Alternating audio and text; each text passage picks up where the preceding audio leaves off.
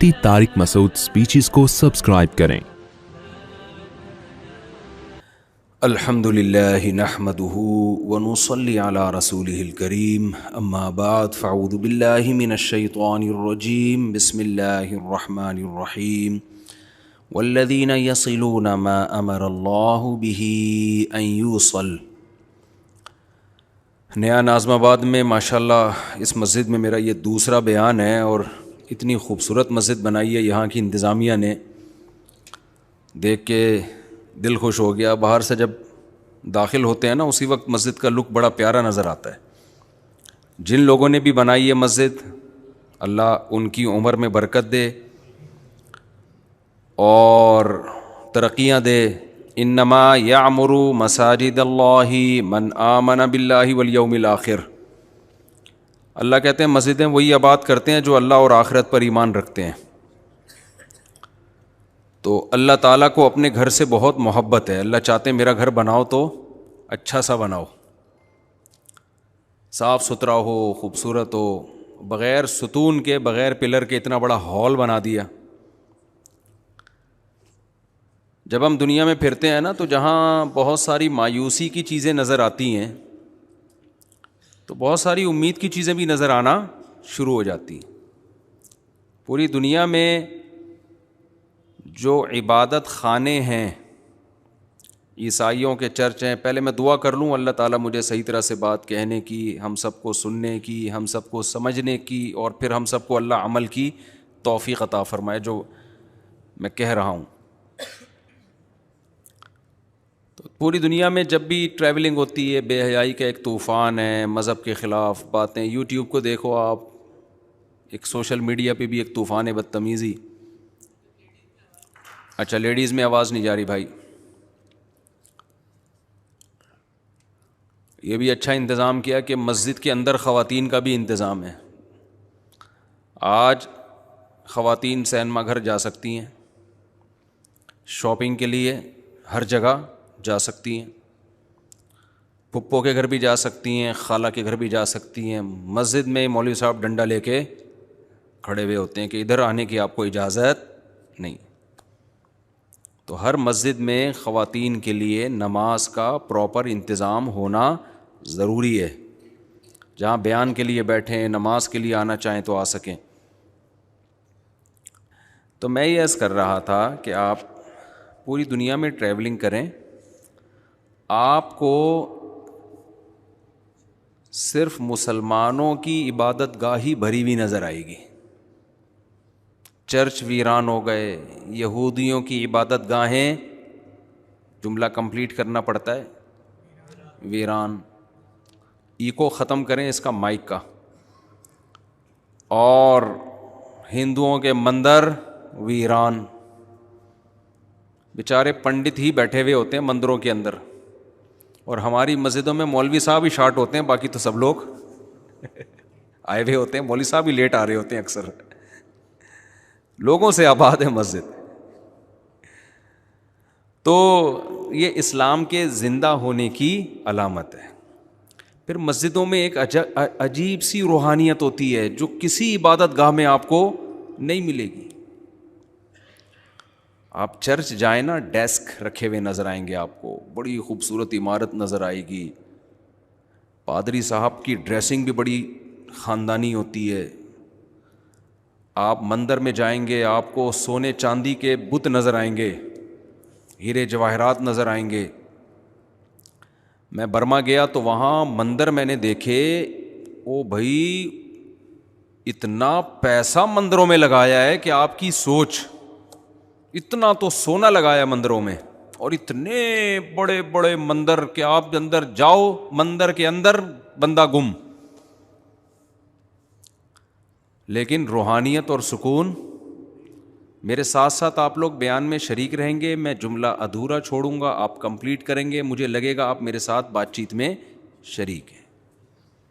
मैं कोई ख़तीब तो हूँ नहीं कि मैं धुआंधार तकरीर आती हो तो गपशप लगाता हूँ, बातचीत करता हूँ।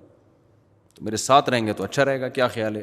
गपशप के माहौल में बातचीत कर लेंगे। कुछ पूछना हो तो आप पूछ सकते हैं। ख़वातीन ने कुछ पूछना हो तो पर्ची लिख के भेज दें। ख़वातीन में आवाज़ ही नहीं जा रही। अल्हम्दुलिल्लाह।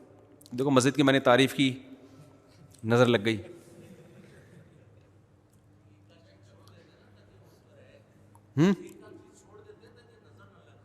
ہاں، اچھا اچھا اچھا، اس کو صحیح کریں بھائی، وہ بیچاری خواتین دور سے آئی ہیں تو اچھی بات نہیں ہے نا. مسجدوں میں اسپیکر کا نظام الحمدللہ سب جگہ ہی خراب ہوتا ہے، یہ کامن مسئلہ ہے. جو چیز سب سے اہم ہے وہ سب سے، یہ تو سب سے اہم ہے نا، تلاوت کی آواز آتی ہے، بیان کی آواز آتی ہے.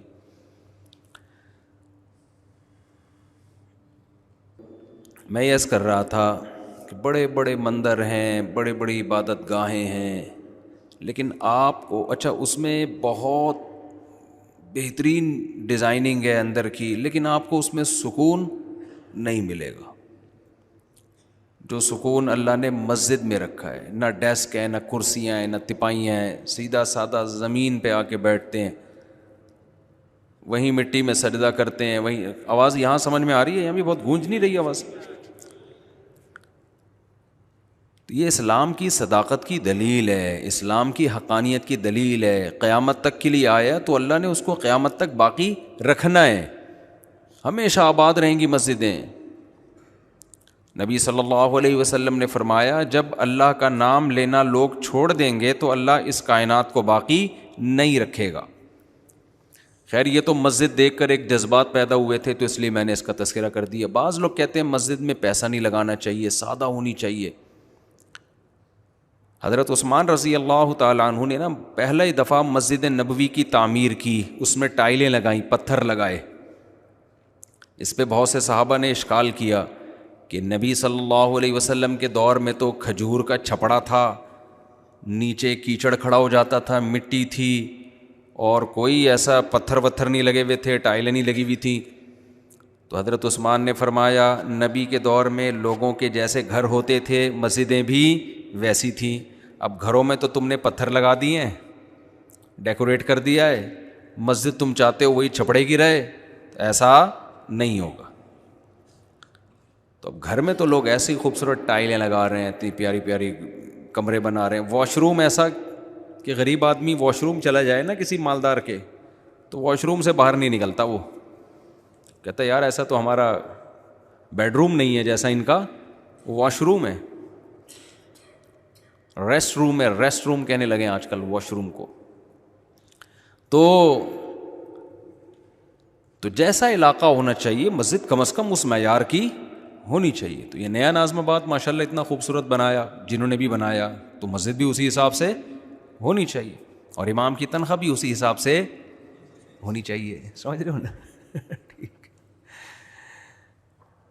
خیر میرا یہ ٹاپک نہیں ہے تو کچھ باتیں میں نے مسجد دیکھ کے کہہ دی. جو میں اصل آج بات کرنے چاہ رہا ہوں وہ بات یہ ہے، دیکھو ہم لوگ اللہ پر، اس کے رسولوں پر، اس کی کتابوں پر ایمان رکھتے ہیں. ہم نہ ملحد ہیں، نہ ایتھیسٹ ہیں، نہ ہم اس بات کے قائل ہیں کہ یہ کائنات خود بخود بنی ہے. بھائی کسی نے بنایا ہے اس کو. خلق کل دابۃ من ماء، پانی سے اللہ کہتے ہیں ہر طرح کے جاندار پیدا کر دیے میں نے. اتنی قسمیں پیدا کی ہیں، یہ خود بخود نہیں ہو سکتی. میں ایک مثال دیتا ہوں. ہم اگر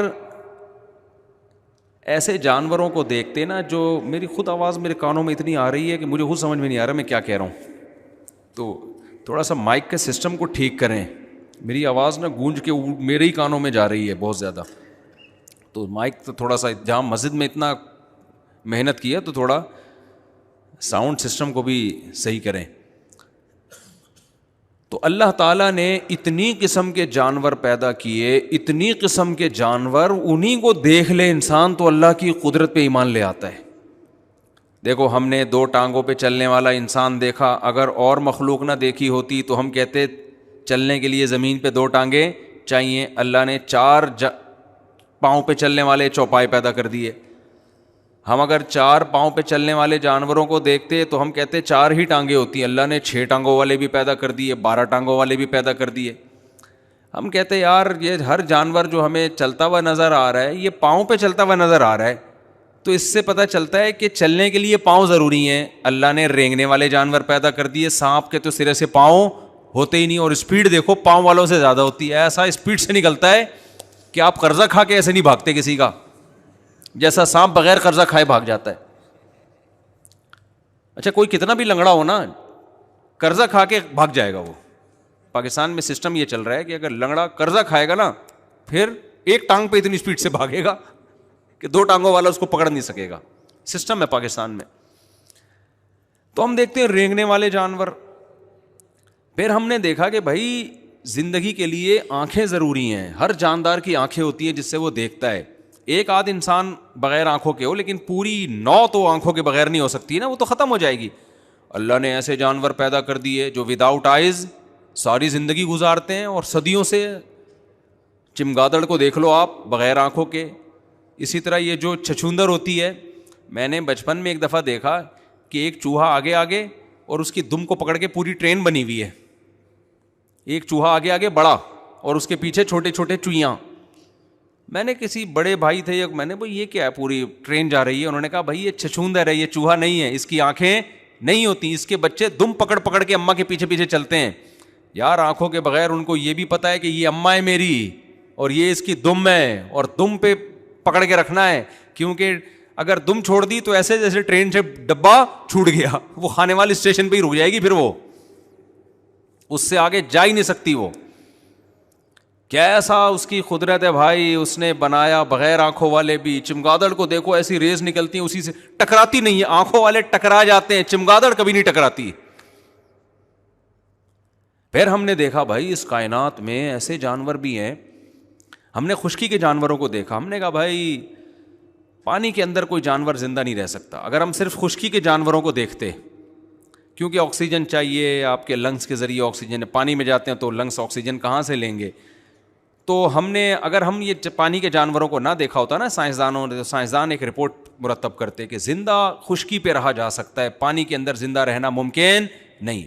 اللہ نے ایسی مخلوق پیدا کر دی جو پانی کے اندر رہتی ہے. سائنسدانوں نے کہا بھائی ایکچولی ہوتا یہ ہے کہ جب پانی کے اندر جو ہے نا گلپھڑوں کے ذریعے آکسیجن, بھائی اللہ کہہ رہا ہے کہ میں جو چاہے پیدا کر لے, تو بعد میں تم رپورٹیں پیش کرتے رہتے ہو بیٹھ کے. اس کی رپورٹیں تو تم بعد میں پیش کر رہے ہو نا. میں تو یہ بتا رہا ہوں یہ سب کچھ کر کے کہ میں کچھ کرنے میں کسی چیز کا محتاج نہیں ہوں, جو چاہتا ہوں کر گزرتا ہوں.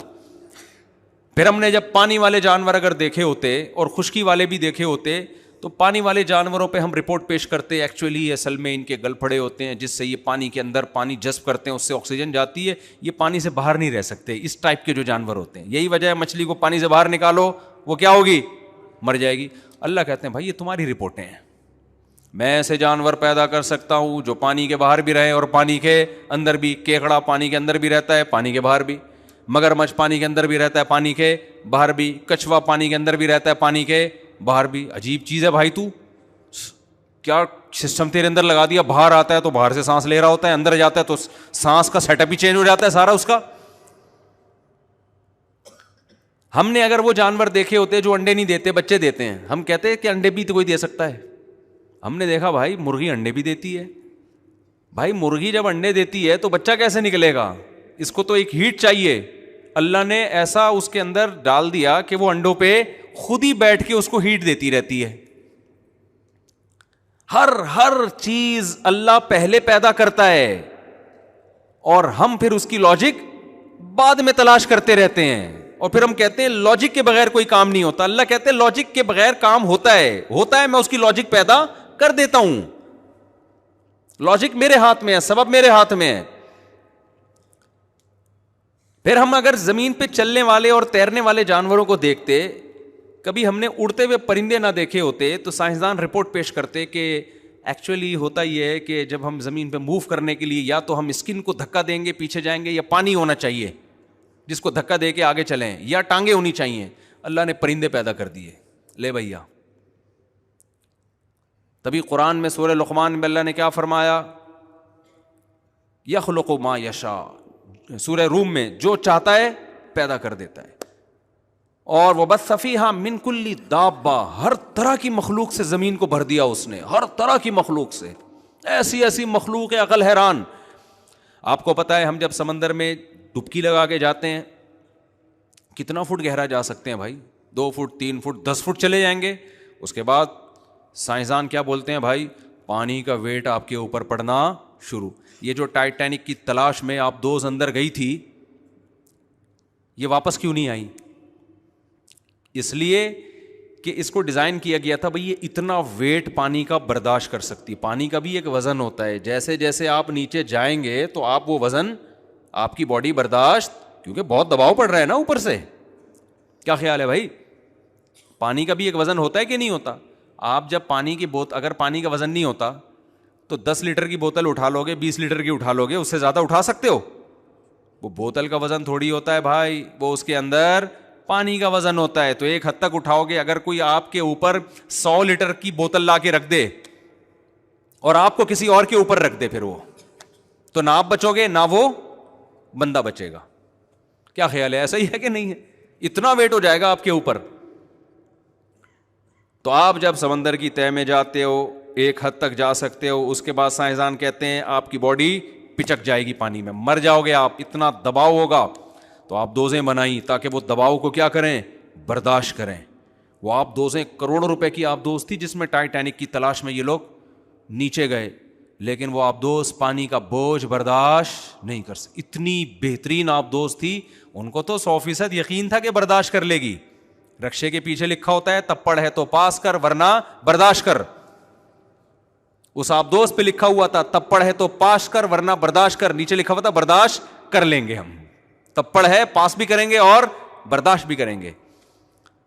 لیکن جب وہ آپ دوز ایک حد تک نیچے گئی ہے, پانی کا اتنا ویٹ اس کے اوپر آیا کہ وہ انسانوں کی بنائی ہوئی مشین جو بڑے بڑے سائنسدانوں نے بنائی تھی, کروڑوں اربوں روپے لگا کے اس کو ڈیزائن کیا گیا تھا کہ اتنے دباؤ کو برداشت کر لے, وہ برداشت نہیں کر سکی اور سیکنڈ کے 1000ویں حصے میں وہ پھٹ کے تباہ ہوئی ہے.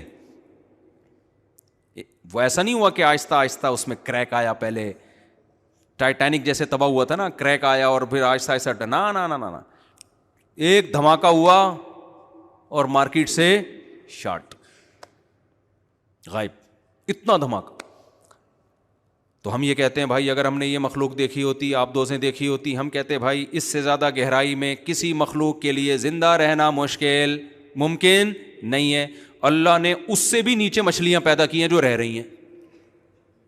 نہیں آ رہی کھوپڑی معذرت کے ساتھ نہیں آ رہی سمجھ میں بات؟ اس سے بھی نیچے مچھلیاں ہیں جو اس سے زیادہ دباؤ برداشت کر رہی ہیں. بھائی کیا سسٹم لگا دیا ان کے اندر, اتنی سی مچھلی ہے, اتنا بوجھ اوپر, کئی کلومیٹر پانی ہی پانی, وہ برداشت کر کے کیسے رہ رہی, اور لائف صرف رہ نہیں رہی ہے, لائف کو انجوائے کر رہی ہے, شادیاں بھی کر رہی ہے, انڈے بھی ہو رہے ہیں, بچے بھی ہو رہے ہیں, ولیمے بھی, بارات بھی, لڑکی والے بھی آ رہے ہیں, لڑکے والے بھی آ رہے ہیں, سارے پروگرام چل رہے ہیں, کوئی پروگرام بڑھ نہیں رہا ان کا. حالانکہ اتنی گہرائی میں وہ جب گیا تھا نا وہ آبدوز, ان کا پروگرام تو بڑھ گیا, ان کا پروگرام بڑھ گیا جو کروڑوں روپے لگا کے گئے تھے, وہ خود بھی بیچارے بڑھ گئے, پروگرام بھی ان کا بڑھ گیا.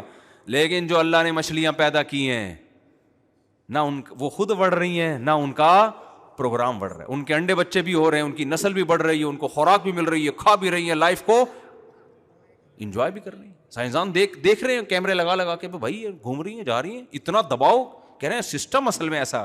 پھر سائنسدان کیا کہتے ہیں, ایکچولی اصل میں جب سائنسدان سے پوچھا جائے نا بھائی تم تو کہتے تھے اتنا دباؤ آپ دوست برداشت نہیں کر سکتی, مچھلی کیسے برداشت کر رہی ہے؟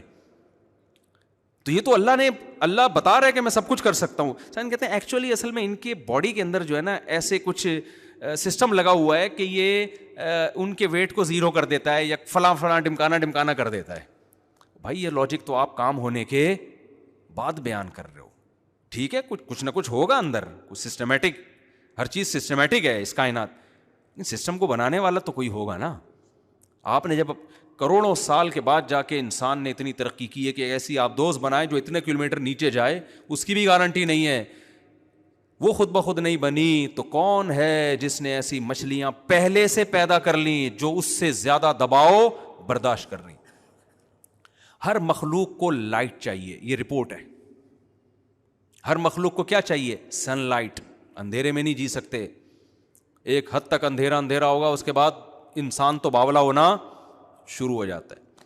ہمارے یہاں جو باولے ہوتے ہیں نا معذرت کے ساتھ لوگ, وہ لوڈ شیڈنگ کی وجہ سے زیادہ ہوتے ہیں. اللہ کی طرف سے تو سورج ہے اور گوروں میں جو باولے ہوتے ہیں وہ 6 مہینے بعض دفعہ سورج ہی نہیں نکلتا یورپ میں, اس سے کیا ہو جاتے ہیں. میں 15 دن یورپ میں رہ کے آیا, باولا ہونے سے پہلے میں بھاگ آیا, میں سردیوں میں چلا گیا تھا, کیونکہ یورپ میں جب پچھلے دسمبر میں یورپ میں تھا, وجہ اس کی یہ کہ 4-5 گھنٹے کا دن ہو رہا ہے, 3:15 بجے مغرب کی نماز ہو رہی ہے, 9:15 بجے فجر ہو رہی ہے. اتنی لمبی رات, ابے بھائی دماغ کیا ہونے لگا بند. ناروے جانے کا مجھے بہت شوق تھا, تو میں ناروے پہنچا ہوں, وہی 9 بجے سورج نکل رہا ہے, 3:15-3:30 بجے مغرب ہو رہی ہے. پھر 3:30 بجے سے جو لے کے سورج مارکیٹ سے شارٹ ہوتا ہے, اندھیرا, نہ دوپہر کے کھانے کا پتہ چل رہا ہے, نہ رات کے کھانے کا پتہ چل رہا ہے. میں پوچھ رہا ہوتا تھا ہم ناشتے کی نیت کریں بھائی, ڈنر کی نیت کریں, لنچ کی نیت کریں. ایک دفعہ ہم نے سورج غروب ہونے کے بعد کھانا کھایا, تو میں نے کہا ایسا کرو ناشتے کی نیت کرتے ہیں, چائے پراٹھا لے آؤ. تو آدمی پاگل ہوگا نا تھوڑے دنوں میں, کیا خیال ہے, سورج ہی نہیں ہے. 1 دن 2 دن 4-5 دن گزرے, میں نے کہا بھائی مجھے واپس جانا ہے, میں گرمیوں میں آؤں گا, میں غلط ٹائم پہ آ گیا. تو کتنی بڑی اللہ, جب میں کراچی پہنچا ہوں نا, ارے بھائی سورج تمتما رہا تھا. سردیوں کا سورج تو کراچی کا بڑا ہی مزے کا ہوتا ہے, یہ مزے تو پنجاب میں بھی نہیں ملتے آپ کو. دن ہوتا ہے اور پھر ایسی ٹھنڈی دھوپ ہوتی ہے مزے کی. تو یہ اندھیرے بھائی, روشنی چاہیے, ہر مخلوق کو کیا چاہیے, روشنی. لیکن اللہ میاں نے, اب ہم یہ مخلوق دیکھ کے رپورٹ پیش کرتے ہیں بھائی سورج کی روشنی ہر ایک کے لیے کیا ہے, ضروری. اللہ نے سمندر کی تہ کے گھپ اندھیروں میں بھی مخلوق پیدا کی ہے. ایسی جگہ مخلوق ہے جس کے کوئی سن لائٹ کا نا 0.00001% بھی وہاں نہیں پہنچتا. ایسے گھپ اندھیروں میں اللہ نے کیا پیدا کی ہیں, مچھلیاں. وہ انہی اندھیروں میں, بھائی نظر تو کچھ بھی نہیں آ رہا, وہ نہ صرف زندہ ہیں بلکہ لائف کو انجوائے کر رہی ہیں. ان کے رشتے بھی طے ہوتے ہیں, مچھلا مچھلی پہ عاشق بھی ہوتا ہے, پھر مچھلی مچھلے کی شادی بھی ہوتی ہے, اور ان کے بچے بھی ہوتے ہیں, بچے بھی پلتے ہیں, بڑے ہوتے ہیں انہی اندھیروں. انہوں نے کبھی روشنی دیکھی نہیں ہے. میں نے تھائی لینڈ میں ایک ایکویریم میں دیکھی وہ مچھلی جو اندھیروں میں پلتی ہے, وہاں گھپ اندھیرا کیا ہوا ہے.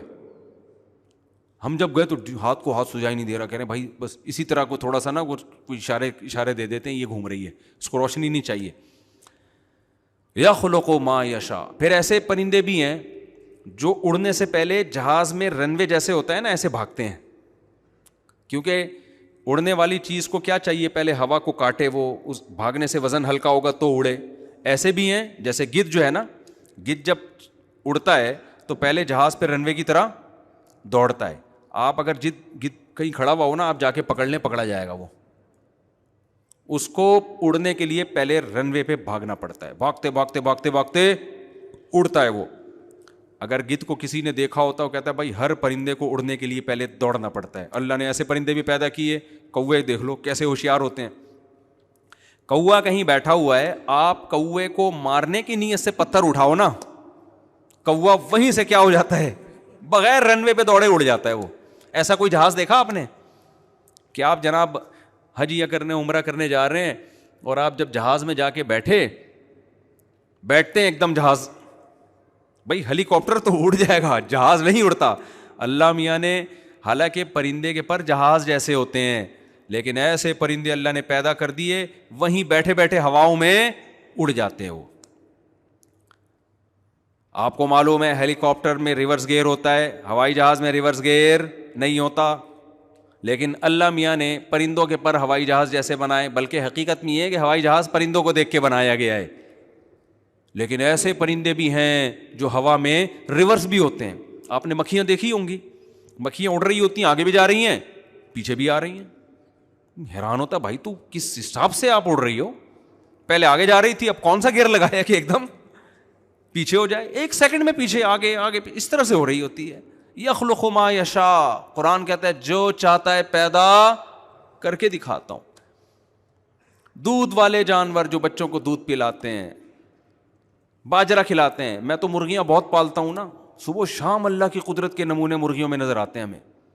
کمال ہے, ادھر چوزا پیدا ہوا, مرغی کیا کرتی ہے, جیسے ہی دانہ ڈالو نا, مرغی کھاتی نہیں ہے, فوراً دانہ چبائے گی اور نیچے پھینکنا شروع کر دے گی. یار اس کے دل میں ایسی ممتا, پہلی دفعہ بھی بچہ دے گی نا تو یہی حال ہوگا اس کا. پہلی دفعہ میں کس نے بتایا؟ بھائی انسان تو اپنے بڑوں سے سیکھ لیتا ہے, سوسائٹی سے سیکھ لیتا ہے. آپ مرغی کو سب مرغیوں سے الگ کر کے بند کر دو, وہی پروسیس ہوگا. انڈا دے گی, انڈوں پہ بیٹھے گی, اس کو گھماتی رہے گی 12 گھنٹے سے تاکہ چاروں طرف سے ہیٹ ملے. 21 دن کے بعد چوزے نکلنا شروع ہوں گے تو ایک دم انڈے چھوڑ نہیں دے گی, اس کو پتہ ہے ابھی ایک کی رپورٹ آئی ہے, باقی کی رپورٹیں کیا ہیں, باقی ہیں. سب کو سیکو, سب سے چوزے نکلیں گے. اس کے بعد جب دانہ رکھو گے, کتنے دن سے بھوکی ہے, صحیح طرح پیٹ بھر کے نہیں کھایا, لیکن دانہ توڑ کے فوراً کیا کرے گی, چوزوں کو ڈالنا شروع کر دے گی. کہاں سے سیکھا بھائی؟ سائنسدان اس کی لاجک پیش کرتے ہیں. ایکچولی ہوتا یہ ہے کہ یہ جو ہے نا ان کی جینز میں اور ڈی این اے میں یہ چیزیں شامل ہو جاتی ہیں, اور تمہارے ماموں نے شامل کی ہیں ان کے ڈی این اے میں یہ چیزیں. کسی کی پھپھو آئی تھی جو اس کی ڈی این اے میں یہ چیزیں شامل کر کے گئی ہے. کہتے ہیں ایوالو ہوا ہے, یہ ایوالو اوپر سے چلا آ رہا ہے. بھائی یہ ایوالو کے سافٹ ویئر کس نے ڈال دیے ان کے اندر؟ ایوالو کے اگر ہوا ہے تو کس نے ڈال دیا ان کے اندر یہ سافٹ ویئر؟ خود بخود ہی ہوتا جا رہا ہے. او بھائی خود بخود کچھ نہیں ہو رہا. ہاذا خلق اللہ, اللہ جب اپنی تخلیقات بیان کرتا ہے کہتا ہے ہاذا خلق اللہ, یہ میری پروڈکٹ ہے جو تمہیں نظر آ رہی ہے. فارونی ماذا خلق الذین من دونی, بتاؤ میرے علاوہ کس نے کیا بنایا ہے, کوئی ایسی ایک چیز تو لا کے دکھا دے. ہم کہیں گے اللہ ہم نے فراری بنائی ہے, ہم نے موبائل بنایا ہے.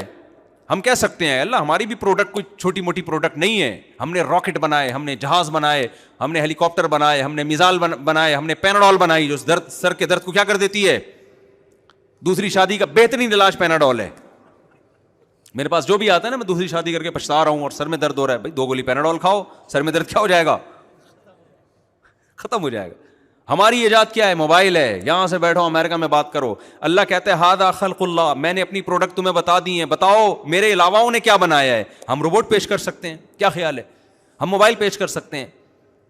پھر اللہ بزبان حال ہمیں بتائے گا کہ اس میں تمہاری کوئی ایجاد نہیں ہے. ایجاد کسے کہتے ہیں؟ کسی چیز کو عدم سے وجود میں لانا. تم نے ایجاد کچھ نہیں کیا, تم مطلع ہوئے ہو بہت ساری چیزوں پر, پہلے سے تھیں وہ تمہیں نظر آ گئیں. دیکھو میں اس کی ایک مثال دیتا ہوں. کتا جو ہے نا, کتا, آپ نے کیا کیا, کتے کو سدھایا شکار کے لیے. اب کہیں شکار نظر آیا, آپ نے کتے کو بسم اللہ اللہ اکبر پڑھ کے چھوڑا, کتا گیا اور جانور پکڑ کے آپ کے پاس لے آیا. آپ سوسائٹی کو بتا رہے ہیں یہ کتا میری پروڈکٹ ہے, یہ میں نے ایجاد کیا ہے. یہ بات درست ہوگی؟ نہیں بھائی, یہ پہلے سے مارکیٹ میں موجود تھا. آپ کو پتہ چل گیا کہ اس کو اس طرح سے سدھایا جا سکتا ہے, قابو میں لایا جا سکتا ہے. پہلے یہ بے قابو تھا, اس کو سدھائے. بلی کو نہیں سدھا سکتے آپ, یہ اس میں سدھانے کے سافٹ ویئر پہلے سے قدرت نے انسٹال کیے ہوئے ہیں کہ اس کو ٹریننگ دی جا سکتی ہے. یہ پہلے سے ہے, یہ بنایا نہیں ہے آپ نے, آپ اس کے موجد نہیں ہو. آپ بلی کو کیوں نہیں سدھا دیتے, آپ مرغوں کو کیوں نہیں سدھا دیتے, کتے کو کیوں سدھایا جا رہا ہے؟ او بھائی اس کے اندر تربیت کے سافٹ ویئر اللہ نے پہلے سے انسٹال کیے ہوئے ہیں انسان کی خدمت کے لیے. آپ اس پر مطلع ہو گئے کہ یار تجربہ کر کے دیکھا مختلف جانوروں پر, کسی کو کوئی نہیں سیکھتا, کتا سیکھ جاتا ہے, اس کو آپ نے سدھا لیا. تو آپ نے ایجاد نہیں کیا, آپ ایک چیز پر مطلع ہو گئے ہیں. تو اطلاع بھی ایک کمال کی چیز ہے. یہ بھی جو تجربہ کرتے ہیں, پریکٹس کرتے ہیں, محنت کرتے ہیں, وہ ان چیزوں پر مطلع ہوتے ہیں, لیکن آپ موجد نہیں ہیں, آپ کریٹر نہیں ہیں. موبائل میں بھی یہی ہوا ہے میرے بھائی, موبائل انسان کی ایجاد نہیں ہے. ہم جو یہاں سے بات کرتے ہیں نا, بٹن دبائیں گے اور فوراً امریکہ ہمارا رابطہ ہو جائے گا. تو ہماری بات وہ ریز ہیں جو سیکنڈوں میں یہاں سے وہاں ہماری بات کو اپنے کندھوں پہ سوار کر کے پہنچا دیتی ہیں. وہ ریز اس کائنات میں پہلے سے موجود تھیں, سائنسدان ان ریز پر مطلع ہوئے ہیں کہ یار ہواؤں میں ایسی شعاعیں گھوم رہی ہیں کہ ان شعاؤں, جیسے ہواؤں میں جہاز گھوم رہے ہیں نا, گدھے گھوڑے گھوم رہے ہیں, ہم گدھے گھوڑے پہ بیٹھ کے پہنچ جاتے ہیں. اب دیکھو ایک آدمی نے کراچی سے جانا ہے حیدرآباد, پرانے زمانے میں فرض کریں. اب حیدرآباد جانے کا ایک طریقہ یہ پیدل نکل جائے وہ, لیکن اس نے دیکھا یار گھوڑے گدھے گھوم رہے ہیں. ایک بندہ جنگل گیا, اس نے دیکھا یار ایک گھوڑا ہے بھی ہے, گدھا بھی ہے, زیبرا بھی ہے, شیر بھی ہے, اس نے تجربے کرنا شروع کر دیے کہ کون سا جانور ایسا ہے جس کی پشت پہ بیٹھوں گا تو وہ مجھے تگڑ تگڑ حیدرآباد 8 گھنٹے کا سفر 2 گھنٹے میں کرا دے گا. اس نے تجربہ کیا تو اس نے دیکھا یہ گھوڑا ایک ایسی چیز ہے جو کنٹرول میں آ سکتا ہے. گدھا بھی آ سکتا ہے لیکن اس کی اسپیڈ سلو ہے, گھوڑا بھی آئے گا لیکن اس کی اسپیڈ کیا ہے, تیز ہے. اونٹ بھی آئے گا, اس کی اسپیڈ تو کم ہے لیکن ویٹ زیادہ اٹھا لے گا. وہ زیبرا نہیں آتا کنٹرول میں, شیر کنٹرول میں نہیں آئے گا, چیتا کنٹرول میں نہیں آئے گا. تو اس نے ایک رپورٹ پیش کی, بھائی گھوڑا گدھا پہلے سے مارکیٹ میں, اونٹ گھوڑے گدھے یہ پہلے سے موجود ہیں, اس سے یہ کام لیا جا سکتا ہے, گدھے سے لوڈ زیادہ ڈالا جا سکتا ہے, اونٹ پہ تو پورا خاندان آ جائے گا آپ کا, 4 بیویاں آ جائیں گی اس کے اوپر, معذرت کے ساتھ خواتین سے. تو اور آپ پھر اس پہ نہیں آئیں گے, یہ ذہن میں رکھنا, کیونکہ 4 جب ایک جگہ آ گئی تو پھر آپ اب وہاں نہیں آ سکتے. جیسے لوگ کہتے ہیں نا ہم 4 بیویوں کو گھر میں رکھ سکتے ہیں, میں کہتا ہوں آپ 4 کو رکھ سکتے ہیں لیکن پھر آپ اس گھر میں خود نہیں رہ سکتے. آپ 4 کو اگر آپ نے اس گھر میں رکھ لیا تو اب آپ اس گھر میں نہیں رہ سکتے, پھر آپ کہیں اور انتظام کریں, یا تو آپ 4 کو رکھ لیں یا خود رہ لیں وہاں پہ. تو خیر اب آپ نے کیا کیا بھائی, آپ اس گھوڑے کو پکڑ کے لے آئے کہ یار یہ ایک ایسی چیز ہے جو پہلے سے پیدا ہوئی ہوئی ہے. اس پہ ہم نے ریسرچ کر کے پتہ چلا کہ اس پہ بیٹھ کے ہم کراچی سے حیدرآباد 4 گھنٹے میں پہنچ سکتے ہیں. تو یہ جو ریز ہے نا, جو موبائل کے ذریعے ہم جو بات کرتے ہیں, جو ریز ہیں ہماری بات کو یہاں سے وہاں سیکنڈوں کے بھی 10ویں حصے میں پہنچا دیتی ہیں. یہ ریز سائنسدانوں نے ایجاد نہیں کی ہیں, یہ ایجاد کرنا کسی کے بس میں ہے نہیں, یہ پہلے سے موجود تھیں. سائنس تجربے کرتی رہی اور وہ ریز آہستہ آہستہ دریافت ہوتی رہی. جیسے ایک سائنسدان نے پانی پہ سوئی رکھی نا, تو دیکھا گھوم گھوم کے ایک ہی طرف کو جا رہی ہے, نارتھ اور ساؤتھ کی طرف جا رہی ہے. اس نے کہا یار یہ کیا مذاق ہے, اس کو کون بتا رہا ہے؟ تو پتا چلا بھائی دریافت ہو گئی نا, نارتھ اور ساؤتھ پہ کیا ہے, مقناطیسی ریز ہیں, اور وہ 360 سال میں کیا کرتی ہیں, اپنا چکر مکمل کرتی ہیں. تو ان مقناطیسی ریز سے بہت سارے فائدے اٹھانا شروع کر دیے. تو ایسے ہی سائنسدانوں نے غور کیا تو پتا چلا بھائی ایسی ریز ہیں کہ اگر ان کو کنٹرول میں لایا جائے تو ہم اپنی بات کو یہاں سے وہاں بغیر کسی تار کے سیکنڈوں میں ہزاروں میل کا فاصلہ طے کر سکتے ہیں. تو جیسے گھوڑے کو قابو کیا جاتا ہے رسی کے ذریعے, رسی ایجاد کر کے کھونٹے سے باندھ دیا گھوڑا, تو اسی طرح ان ریز کو قابو کرنے کے لیے کیا ایجاد کیا گیا, cell phone, mobile phone. Mobile phone آپ کی بات یہاں سے وہاں نہیں پہنچاتا, موبائل فون ان ریز کو کنٹرول کرتا ہے, ان کو کمانڈ دیتا ہے, اور ایک خاص ترتیب سے. میں سائنسدان تو ہوں نہیں نا کہ میں آپ کو پورے طریقے سے بتاؤں. یہ وہ رسی ہے جس نے ان ریز کو کنٹرول کر لیا اور اس کو ایک کوڈ دے دیا. اب آپ کی بات سیکنڈوں میں جو یہاں سے وہاں پہنچ رہی ہے, ان ریز کی وجہ سے پہنچ رہی ہے, ان شعاؤں کی وجہ سے پہنچ رہی ہے, جن کا خالق کون ہے, اللہ تعالیٰ ہے. یہ پہلے سے پیدا شدہ چیزیں ہیں, یہ ساری انسان صرف قابو کر رہا ہے, کنٹرول کر رہا ہے. تو یخلق ما یشاء, جو چاہتا ہے پیدا کرتا ہے. میں جب قرآن پڑھتا تھا نا پہلے بڑا حیران ہوتا تھا, اللہ تعالیٰ سمندری جہاز کو بھی اپنی ایجاد قرار دیتے ہیں, حالانکہ یہ تو انسان کی ایجاد ہے. وَلَهُ الْجَوَارِ الْمُنشَآتُ فِي الْبَحْرِ كَالْأَعْلَامِ, اللہ کہتے ہیں جو سمندر میں پہاڑوں جیسے جہاز چلتے ہیں یہ کس کے ہیں, اللہ کے ہیں. یا اللہ یہ تو ہم نے بنائے ہیں. یہ کس نے بنائے ہیں بھائی؟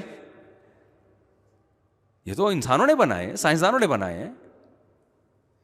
تو یہ اللہ نے کہاں سے بنا دیے, جبکہ اللہ اس کی نسبت بھی کس کی طرف کر رہا ہے, اپنی طرف. کیوں کر رہا ہے؟ یہ لوہا کس نے بنایا بھائی؟ اللہ نے بنایا, جس میں پگھلنے کی صلاحیت ہے. پھر سمندر, پانی کا کام ہے ڈبونا. سمندر کے اندر یہ صلاحیت کہ اتنے زیادہ ویٹ کو اپنے سینے پہ اٹھا لے, پانی کے اندر یہ صلاحیت کس نے پیدا کی ہے, اللہ نے. پھر وہ ہوائیں جو اس بڑے سے بڑے جہاز کو دھکیلتی ہیں یہ کس نے پیدا کی ہیں, اللہ نے. پھر وہ ڈیزل, پہلے ہواؤں سے چلتے تھے اب ڈیزل سے چل رہے ہیں جہاز, وہ ڈیزل زمین کی رگوں میں کس نے پیدا کیا, بولو نا, اللہ نے پیدا کیا. وہ پیٹرول جو اس خام مال سے پیٹرول نکل رہا ہے, گریس نکل رہا ہے, ڈیزل نکل رہا ہے, مٹی کا تیل نکل رہا ہے, 20 قسم کی چیزیں نکل رہی ہیں. ایک چیز بھی انسان نے نہیں بنائی ہے, ساری کس کی بنائی ہوئی ہیں, اللہ کی بنائی ہوئی ہیں. اس لیے اللہ یہ کہنے میں سورہ رحمان میں حق بجانب ہے وَلَهُ الْجَوَارِ الْمُنشَآتُ فِي الْبَحْرِ كَالْأَعْلَامِ، جو پہاڑوں کی طرح جہاز ہے نا جو تمہاری تجارت کا ذریعہ ہے، اگر یہ سمندری جہاز نہ ہوتے اتنی مہنگائی دنیا میں ہوتی، اتنی مہنگائی کہ آپ کی سوچ سے بھی زیادہ، کیونکہ پھر آپ کو گندم کے 1000 کنٹینر منگوانے ہیں، ہوائی جہاز لا سکتا ہے؟ کتنے جہاز آئیں گے جو لے کر آئیں گے. میں تو پہلے پاکستان نیوی میں رہا ہوں نا تھوڑا ڈاک یارڈ میں، تو وہاں میں نے بڑے بڑے جہاز دیکھے. ایک دفعہ ایک چائنا سے جہاز آیا، ہمارے لڑکوں نے کہا بھائی بہت بڑا جہاز آیا. میں جا کے دیکھا تو یہ کنٹینر ایسے لگ رہے جیسے ماچس کی ڈبیاں نہیں ہوتی، جیسے بچوں کے کھلونے ہوتے ہیں نا ماچس کی ڈبیا، اتنے بڑا کنٹینر، اتنے بڑے بڑے کنٹینروں سے جہاز بھرا ہوا ہے. پتہ نہیں اس میں گندم تھی، چاول تھا یا چرس آ رہی تھی، کیا رہا تھا اللہ بہتر جانتا ہے. کوئی بھروسہ نہیں ہے چرس آ رہی ہو. ایک دفعہ میں ایک چکر میں اتنا مال اٹھا کے جہاز وہاں سے یہاں لے آتا ہے. تبھی فرمایا وَسَخَّرَ لَكُمُ الْبَحْرَ، یہ سمندر اس نے کس کے لیے پیدا کیا؟ تمہارے لیے. اگر یہ سمندر نہ ہوتے خشکی پہ تجارت بہت مشکل ہو جاتی، کیونکہ خشکی پہ آپ کے وسائل، کیونکہ مشین کو دھکا دینا زیادہ مشکل ہے، اس میں انرجی زیادہ لگتی ہے. سمندر تو خود پھسلن پیدا کرتا ہے، تھوڑا سا کام آپ کریں گے، تھوڑا کون کرتا ہے؟ اب دیکھو یہاں کوئی بندہ کھڑا ہوا ہے، اس کو دھکا دو ہلے گا اپنی جگہ سے؟ 6 آدمی مل کے دھکا دیں گے پھر ہلے گا. پانی میں تیر رہا ہے، تھوڑا سا یوں کریں گے ادھر ہو جائے گا. ایسا ہے نہیں، انرجی کم لگتی ہے پانی میں دھکا دینے کے لیے. تو تجارت تو ساری ہے ہی دھکے کا کھیل بھائی، یہاں سے وہاں. ٹرانسپورٹیشن کا جو کام ہے، ٹرانسپورٹ کا جو کام ہے، ٹرانسپورٹ کا مطلب کیا ہے؟ یہاں سے وہاں ٹرانسفر کرنا. اس میں وسائل کم لگ رہے ہیں. تبھی اللہ کہتا ہے میں نے تمہارے لیے سمندر مسخر کر دیا. اگر یہ سمندر نہ ہوتا انسان کے لیے زندگی ممکن نہ ہوتی. اب سائنسدانوں نے دیکھا اتنا بڑا سمندر، پہلے اتنا خیال نہیں تھا اتنا بڑا سمندر ہے. جب چاند پہ گئے ہیں تو یا خلا میں گئے تو جا کے دیکھا تو سمندر زیادہ ہے، خشکی اس میں کیا ہے؟ 3 حصے پانی ہے، ایک حصہ کیا ہے؟ خشکی. پتہ چلا کہ بھائی یہ 3 حصے پانی ضروری ہے، کیونکہ جتنی بارشیں زمین کو چاہیے نا، جتنی خشکی ہے اس کے لیے جتنی بارشیں چاہیے اس کے لیے سمندر اتنا بڑا ضروری ہے. سمندر ہی تو پانی پرووائڈ کرتا ہے. اور میں بار بار ایک ٹاپک چھیڑتا ہوں، یہ جو کہتے ہیں نا 2 بچے ہی اچھے، رسک کم پڑ جائے گا، وسائل. صرف ایک سمندر ہی ایسا ہے جو ابھی آبادی 6 ارب ہو رہی ہے نا، یہ اگر 6 گنا بھی بڑھ جائے، 36 ارب بھی ہو جائے، خالی سمندر ہی رسک کی کمی پوری کرنے کے لیے کافی ہے. اسی میں اتنا کچھ پڑا ہوا ہے. اور اللہ کا نظام، اللہ نے ایسا سسٹم بنایا ہے کہ زمین کے وسائل کو جتنا استعمال کریں گے وہ وسائل تازہ ہوتے رہیں گے، جہاں استعمال کرنا چھوڑا برباد. مثال کے طور پر اب آپ نے کیا کیا؟ سمندر سے شکار چھوڑ دیا کہ وسائل کم ہے ہمارے پاس، تھوڑا سا اگلی نسل کے لیے مچھلیوں کو رکھو. مچھلیاں بڑھیں گی ہی نہیں، کیونکہ بڑی مچھلی چھوٹی مچھلی کو کیا کرے گی؟ کھا جائے گی. وہ بڑی مچھلی کیا کرے گی؟ چھوٹی. وہ گروتھ ریشو ان کا اسی حساب سے کیا ہو جائے گا. آپ شکار کر کے بڑی مچھلیوں کو کھاؤ گے نا جب، تو بڑی مچھلیاں چھوٹی کو کھانے کے لیے والی بچیں گی نہیں، وہ چھوٹی کیا ہو جائیں گی؟ وہ خود ہی بڑی ہوں گی. آپ نہیں کھاؤ گے تو وہ کھا جائیں گی. تو بہتر نہیں ہے کہ بچے پیدا کر کے انسانوں کو کھلا دو؟ کیا خیال ہے؟ اسی وجہ سے شکار میں یہ پابندیاں لگتی ہیں کہ بڑی بڑی مچھلیوں کو پکڑو، چھوٹے بچوں کو چھوڑ دو.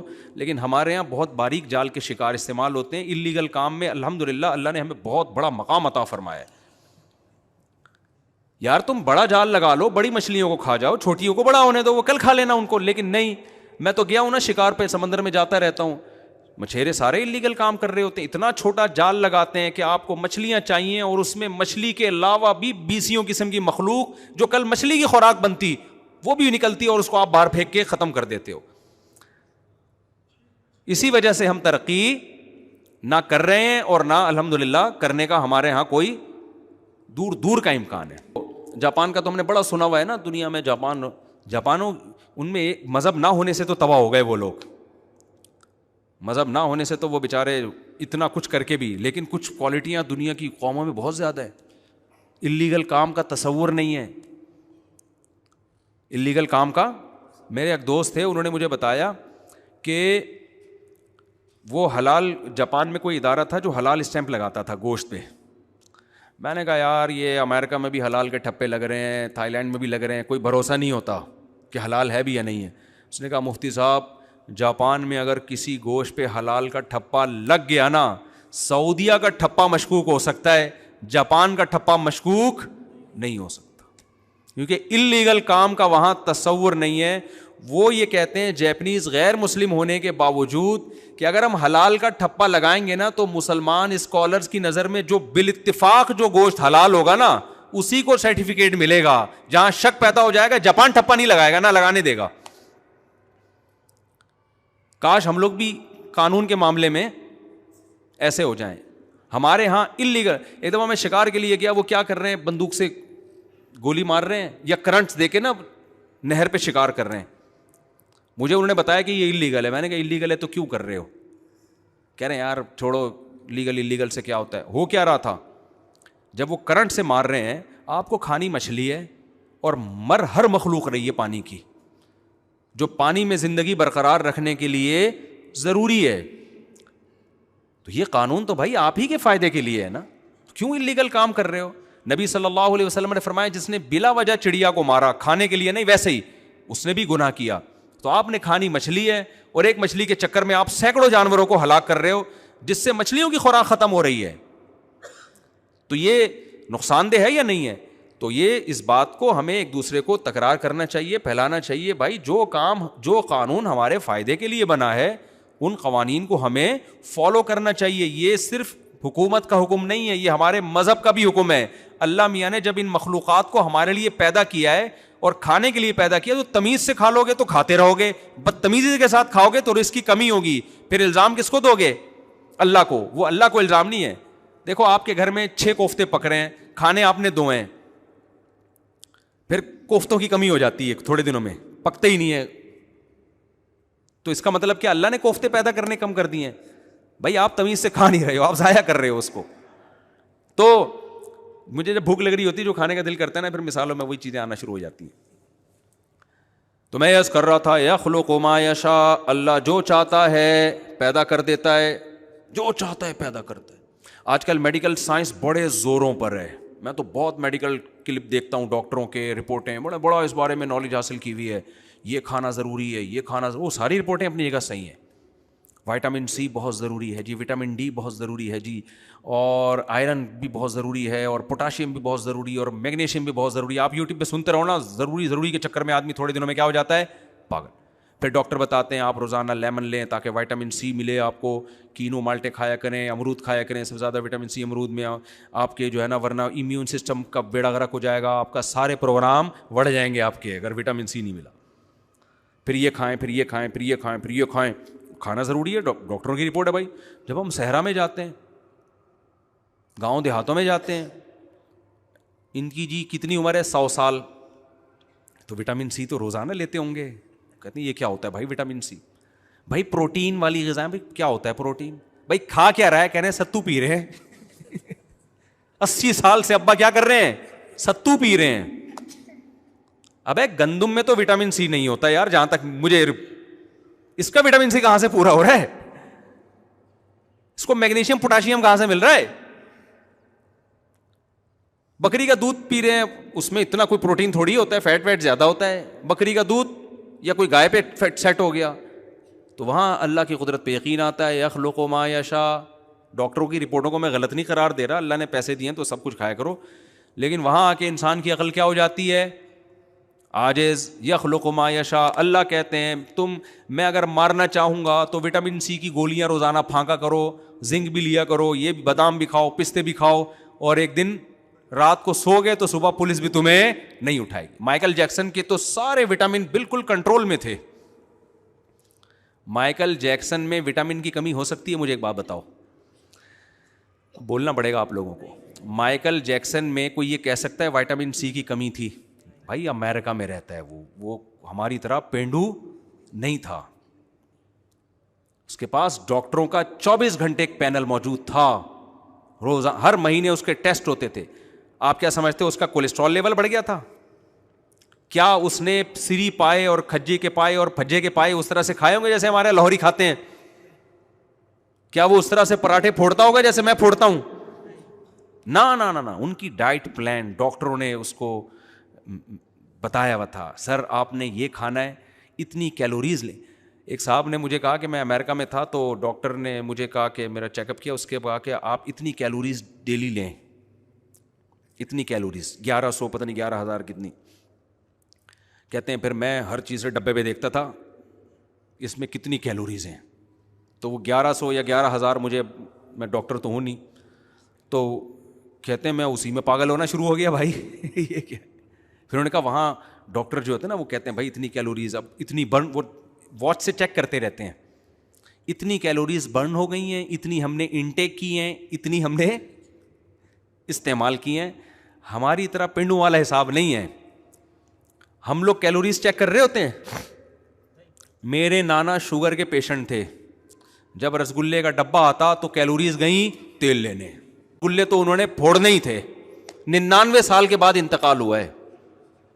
میں نہیں کہہ رہا یہ کام اچھا ہے آپ کیا کریں, لیکن میں بتا رہا ہوں کہ بھائی اللہ کے ہاں جو اصول ہے نا وہ سارے کیا ہو جاتے ہیں اللہ کے ارادوں کے آگے, ہمارے سارے اصول اللہ کے ارادوں کے آگے فیل ہو جاتے ہیں.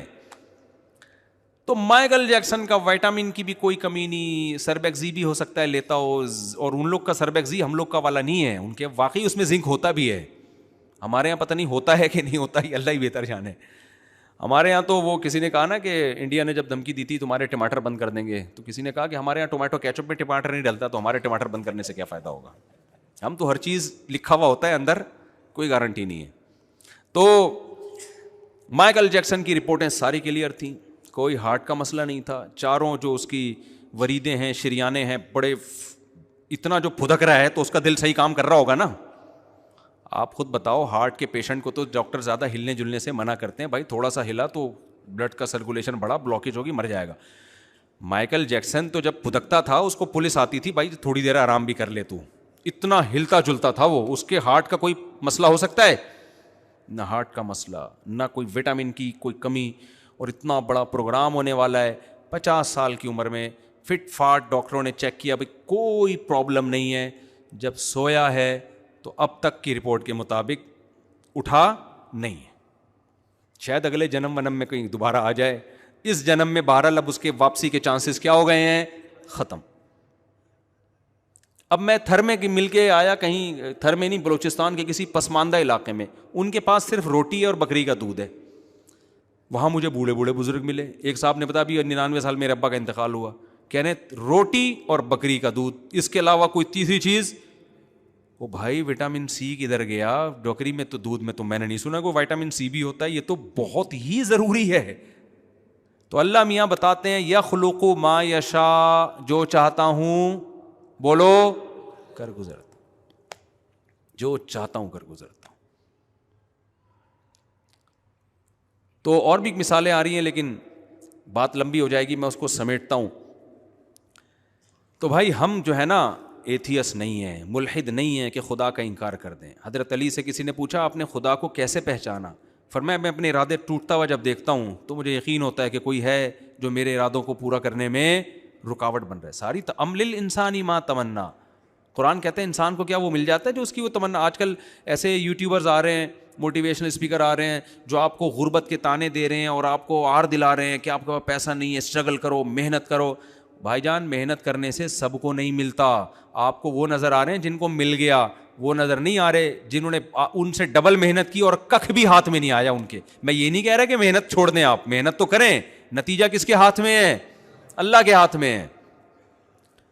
جو آپ کو کامیابی کی باتیں کر رہے ہوتے ہیں نا, 7 کامیاب, وہ 7 کامیاب لوگوں کی 7 علامتیں, جتنے بڑے بڑے کامیاب لوگ ہوتے ہیں نا ان میں رپورٹ کے مطابق کتنی علامتیں پائی جاتی ہیں, 7 علامتیں پائی جاتی ہیں.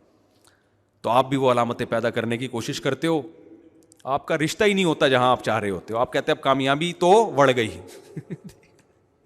یہیں سے میری ناکامی کیا ہو رہی ہے, شروع ہو رہی. بھائی یہ وہ لوگ ہیں جو کامیاب ہو گئے. بہت سے ایسے جن میں 7 کے بجائے 14 علامتیں تھیں, پھر بھی وہ کامیاب نہیں ہو سکے. علامتیں ہم نے پیدا کرنی ہے, اسٹرگل کرنی ہے, کوشش کرنی ہے. نتائج کس کے ہاتھ میں ہیں, اللہ کے. اسی بات کو اللہ بار بار قرآن میں سمجھا رہا ہے کہ دنیا میں چلتی میری ہے, تمہاری نہیں چلے گی. جو میں چاہوں گا ہوگا, جو تم چاہو گے جب ہوگا جب میں بھی چاہوں گا, نہیں چاہوں گا تو کچھ بھی نہیں ہوگا. تو ایسا کرو, سرنڈر کر دو, اپنے آپ کو میرے حوالے کر دو. ہم اس کے لیے تیار نہیں ہوتے. یعقوب علیہ الصلوۃ والسلام اللہ کے برگزیدہ پیغمبر, بچپن میں اللہ نے بیٹا چھین لیا. کیا یعقوب علیہ السلام چاہتے تھے کہ میرا بیٹا مجھ سے بچھڑ جائے؟ چھینا بھی وہ جو سب سے زیادہ محبوب ہے. وہ کہہ سکتے تھے اللہ دوسرا چھین لیتا, جو سب سے زیادہ محبوب تھا وہی کیوں چھینا تو نے مجھ سے؟ پھر وہ بیٹا جس کو خواب آیا تھا بڑا زبردست, یعقوب علیہ السلام کہہ سکتے تھے اللہ اس کو چھیننا تھا تو اتنے اچھے اچھے خواب کیوں دکھا کے مجھے امیدیں کیوں دلا رہا تھا؟ بھائی خواب آ رہا ہے کہ مجھے 11 ستارے اور چاند سورج سجدہ کرنے, جب یہ خواب بچوں کو آئے تو باپ سمجھے گا بھائی میرے بیٹے سے تو اللہ کوئی بڑا کام لینے والا ہے, میرا تو جانشین یہ بنے گا. خواب تو نبوت کا 46واں حصہ ہے نا, اور پیغمبروں کے خواب تو 100% سچے ہوتے ہیں. یعقوب علیہ السلام سمجھ گئے اللہ نے ہمیں بشارتیں دی ہیں, اب تو بس بلے بلے ہونے والی ہے بھائی, آزمائشیں ختم. اسی بیٹے کو چھینا. ہم اور آپ ہوتے ہم بولتے ہیں اللہ اتنے بڑے بڑے وعدے کیوں کر رہا تھا جب تو نے چھیننا ہی تھا یہ مجھ سے؟ کیا خیال ہے بھائی؟ اگر کوئی عام آدمی آپ کے ساتھ یہ کام کرے, آپ کو بڑے سنہری باغ دکھائے, پھر آپ کو ٹینشن دینا شروع کر دے, تو آپ کہیں گے بھائی ٹینشن اگر تو دے ہی رہا ہے تو باتیں تو ٹینشن کے خلاف کر رہا تھا, اور کام کیا کر رہا ہے؟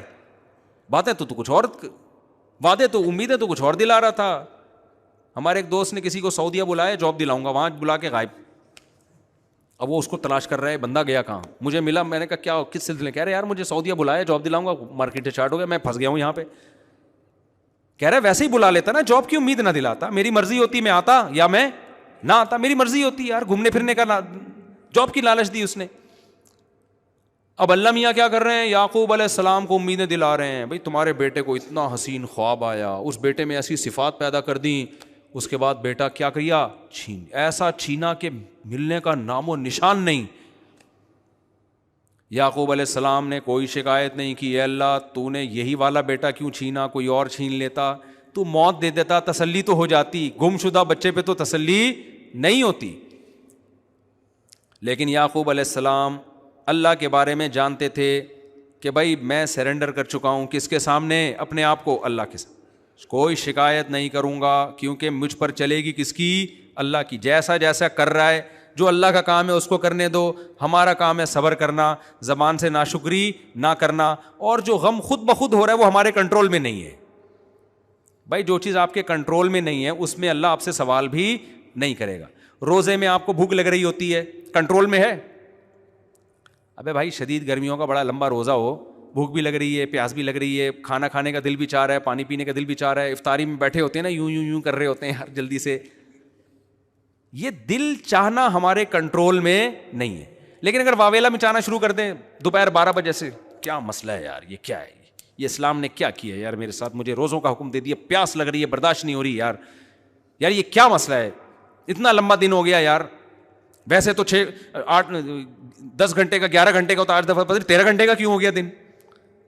یہ باتیں کرنا شروع کر دے تو اس کا مطلب اس نے سرنڈر نہیں کیا. بھائی آپ تڑپیں, آپ کلابازیاں کھائیں روزے میں, اس پہ اللہ کو غصہ نہیں آئے گا.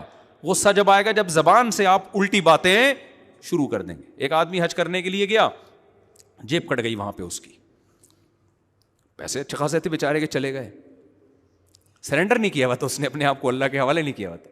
کہتے ہیں اللہ ہمارے یہاں کوئی مہمان بن کے آتا ہے ہم اس کی عزت کرتے ہیں, کھلاتے ہیں پلاتے ہیں, اس کے مال کی حفاظت کرتے ہیں. ہم نے علماء سے سنا تھا کہ جو حاجی ہوتے ہیں وہ اللہ کے مہمان ہوتے ہیں. سلوک کیا ہو رہا ہے میرے ساتھ یہاں, یہ مہمانوں کے ساتھ کیا ہو رہا ہے؟ مجھے جب یہ واقعہ میں نے سنا نا تو میں نے کہا بھائی اس سے زیادہ اشکال تو اس پر ہونا چاہیے کہ جب ہم حج سے فارغ ہوتے ہیں, اتنی ہم نے عبادت کی ہوتی ہے, کنکریاں, کتنا مشکل کام ہے کنکریاں مارنا. جنہوں نے حج کیا ان کو پتہ ہے حج سب سے مشکل عبادت ہے اسلام میں, سب سے. مجھے حاجی جاتا بڑے شوق سے ہے, اس کے بعد جب وہ پیدل چلتا ہے اور عرفات کا وقوف ہے اور مزدلفہ کا وقوف ہے, وہاں کیسے روڈوں پہ پڑے ہوئے ہوتے ہیں, پھر کنکریاں مارنے میں جو رش ہے, اتنی تھکاوٹ. جب آپ اس سے فارغ ہوتے ہیں کنکریوں سے تو اللہ کی طرف سے آپ کو تحفہ کیا ملتا ہے؟ بھائی سر منڈا لو آپ,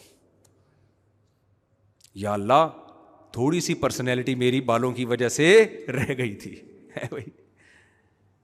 اتنے دن سے میں چادروں میں گھوم رہا ہوں, 3 پیس سوٹ اور ٹائی میں گھومنے والا اور ہر وقت جناب پھوں پھاں میں گھومنے والا, ایک چادر میں ایک نیچے باندھی ہوئی اور ایک اوپر, یہ کم میری پرسنالٹی کے لیے ایک چیلنج تھا کیا؟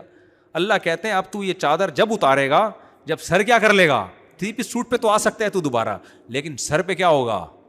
ساری زینت انسان کی کہاں سے؟ تبھی تو لوگ کروڑوں روپے کے بال لگوا رہے ہیں جا کے, جن کے پاس نہیں ہوتے وہ صبر کر کے بیٹھے ہوئے ہوتے ہیں. کیا کیا مالشیں ہو رہی ہیں, بال اگائے جا رہے ہیں, آپریشن ہو رہے ہیں. چھوٹ بال کا نہ ہونا کوئی تھوڑی چیز تھوڑی ہے. آپ جب رشتہ لینے کے لیے جاتے ہو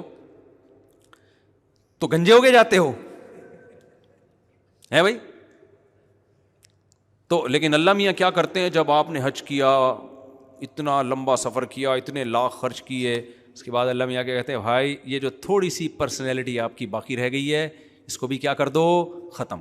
اب انسان اگر ہمارے ساتھ یہ سلوک کرے نا, ہمیں شکایت کا حق بنتا ہے. ہم کسی کے گھر مہمان بن کے گئے, اس کی دعوت پہ اپنا خرچہ کیا, اتنا پیسہ دبا کے ہم نے خرچ کیا, مہمان کے اتنی ٹینشن کے بعد اس کے گھر میں پہنچے, وہ ہمیں ٹینٹ کروا کے باہر بھیج دے, ہم بولے گا یار ایسی بے عزتی خدا کی قسم آج سے پہلے میری کبھی بھی نہیں ہوئی. لیکن اللہ میاں کے سامنے ہم نے کیا کیا میرے بھائی, سرنڈر کیا ہوا ہے. ہم جاتے ہیں, اللہ میاں سر مڑا کے واپس بھیجتے ہیں, خوشی خوشی آ کے دکھا رہتے ہیں, بھائی دیکھو حج کر کے آیا ہوں. دیکھو میں تو اب پہلے میں نے قصر 2-3 دفعہ میں 3-4 دفعہ حلق کروا چکا ہوں, اب میں کیا کرتا ہوں, قصر کروا لیتا ہوں. تو میں نے اتنے بڑے بال رکھے ہوئے, میں نے بھی قصر کروایا. ایک آدمی نے کہا 4 عمریں اور ہو سکتے ہیں میرے بھائی. ٹھیک ہے نا, بڑے بالوں کا ایک یہ فائدہ ہوتا ہے. اس نے کہا اس میں تو 4 عمریں اور ہو سکتے ہیں. تو مجھے کسی نے کہا آپ ٹینڈ کیوں نہیں کراتے؟ بھائی پہلی دفعہ میں حج پہ گیا, ٹینڈ کروایا, عمرہ کیا, ٹینڈ کروائی, میں 2-3 دفعہ کروا چکا ہوں. اب میں کیا کرتا ہوں, قصر. حالانکہ قصر میں کم ثواب ہے, ٹینڈ میں زیادہ ثواب ہے. تو مجھے کہتے ہیں لوگ اب آپ ٹینڈ کیوں نہیں کرواتے؟ میں کہتا ہوں اب میری 4 بیگمات ہیں, میں دہشت گردی کا جڑ سے خاتمہ نہیں کر سکتا. کچھ بال چھوٹے کر کے دہشت گردی کم تو ہوتی ہے, لیکن میں اب جڑ سے دہشت گردی کا خاتمہ, ہماری حکومت کہتی ہے نا دہشت گردی کو جڑ سے ختم کریں گے. بھائی اگر آپ نے جڑ سے ختم کر دیا تو آپ کے کھانچے بھی تو بہت سارے بند ہو جائیں گے نا. کیا خیال ہے؟ اس لیے حکومت دہشت گردی کو کہتی ہے ہم جڑ سے ختم کریں گے, لیکن کبھی جڑ سے ختم, کیونکہ دہشت گردوں سے ان کے اپنے کھانچے بہت سارے چل رہے ہوتے ہیں, کبھی بھی جڑ سے ختم نہیں کریں گے. تو میں نے کہا بھائی اب مجھے تھوڑی سی دہشت چاہیے, کنٹرولنگ کے لیے تھوڑی سی دہشت چاہیے مجھے, اس لیے میں جڑ سے نہیں خاتمہ کروں گا دہشت گردی کا. تو جب اللہ نے میرے لیے آپشن رکھا ہے بھائی قصر کر لو, تو میں اس آپشن کا فائدہ اٹھاؤں گا. اچھا میرے بھائی, تو میں یہ کہہ رہا تھا بھائی ہم نے سرنڈر کیا ہوا بھی اللہ کے سامنے, اللہ ٹینڈ کرا کے بھیج دے, ہم ٹینڈ کرا کے آ جاتے ہیں. اللہ کے بال چھوٹے کروا, ہم چھوٹے کروا کے آتے ہیں. تو یعقوب علیہ السلام نے سرنڈر کیا ہوا تھا, تو اللہ میاں نے سب سے محبوب اور چہیتا بیٹا اٹھا لیا. ساری زندگی اس کی یاد میں روتے رہے. وہ رونا اختیار میں نہیں ہے, بیٹے کی. اور دینداروں کو زیادہ محبت ہوتی ہے اولادوں سے اور اپنے ریلیٹیو سے. مجھے کل کسی نے بتایا, کوئی بہت بڑا لبرل سیکولر آدمی ہے, میں اشارہ نہیں کروں گا تاکہ خام خواہ میں کسی کی غیبت نہ ہو. اس نے بتایا کہ اس کے 2-3 بچے کہیں دیوار کے نیچے آ کے مر گئے. تو میں وہاں بیٹھا ہوں, اس کو کوئی کچھ ہو ہی نہیں رہا, بچوں سے ریلیشن ہی نہیں ہے. بچے پیدا ہو رہے ہیں, کبھی ٹائم ہی نہیں دیا گھر میں, گھوم رہے ہیں, پھر رہے ہیں, عیاشی کر رہے ہیں, نائٹ کلبوں میں شرابیں چل رہی ہیں, ادھر بیگم کیا ایک آدھ ہو بھی گئے, چلو ٹھیک ہے رپورٹ ہے بھائی, بچہ بھی ہو جاتا ہے.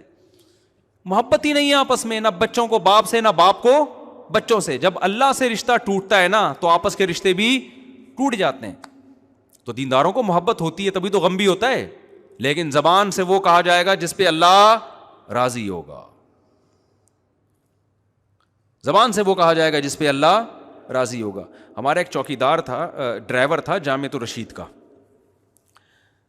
میں نے اس سے ویسی گپ شپ لگا رہا تھا, تم پہلے کیا کرتے تھے؟ اس نے کہا پہلے میں ڈیفینس میں کسی بنگلے کا چوکیدار تھا, اور بڑی اچھی تنخواہ تھی میری, بڑی اچھی جاب تھی. میں نے کہا اتنی بہترین جاب تھی, 12 گھنٹے بیٹھے رہتے تھے, تنخواہ مل جاتی تھی, کھانا پینا فری کا تھا.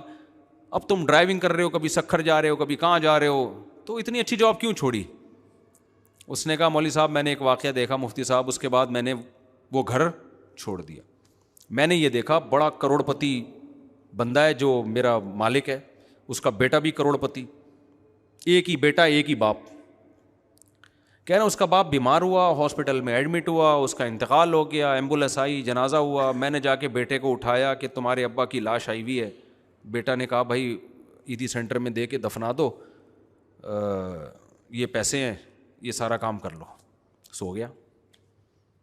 یہ واقعہ بھی 20-25 سال پرانا کوئی بیان کر رہا تھا وہ، اب تو اور زیادہ ماڈرن اور ٹیکنالوجی اور جو ہے نا نالج ایجوکیشن میں اب الحمدللہ اور زیادہ، اب تو لوگ پہلے سے زیادہ پڑھے لکھے لوگ ہیں. تو اس وجہ جہالت تھی بہت زیادہ کیا تھی ڈیفینس میں؟ جہالت تھی. پرانا دقیانوسی دور کی بات کر رہا ہوں میں.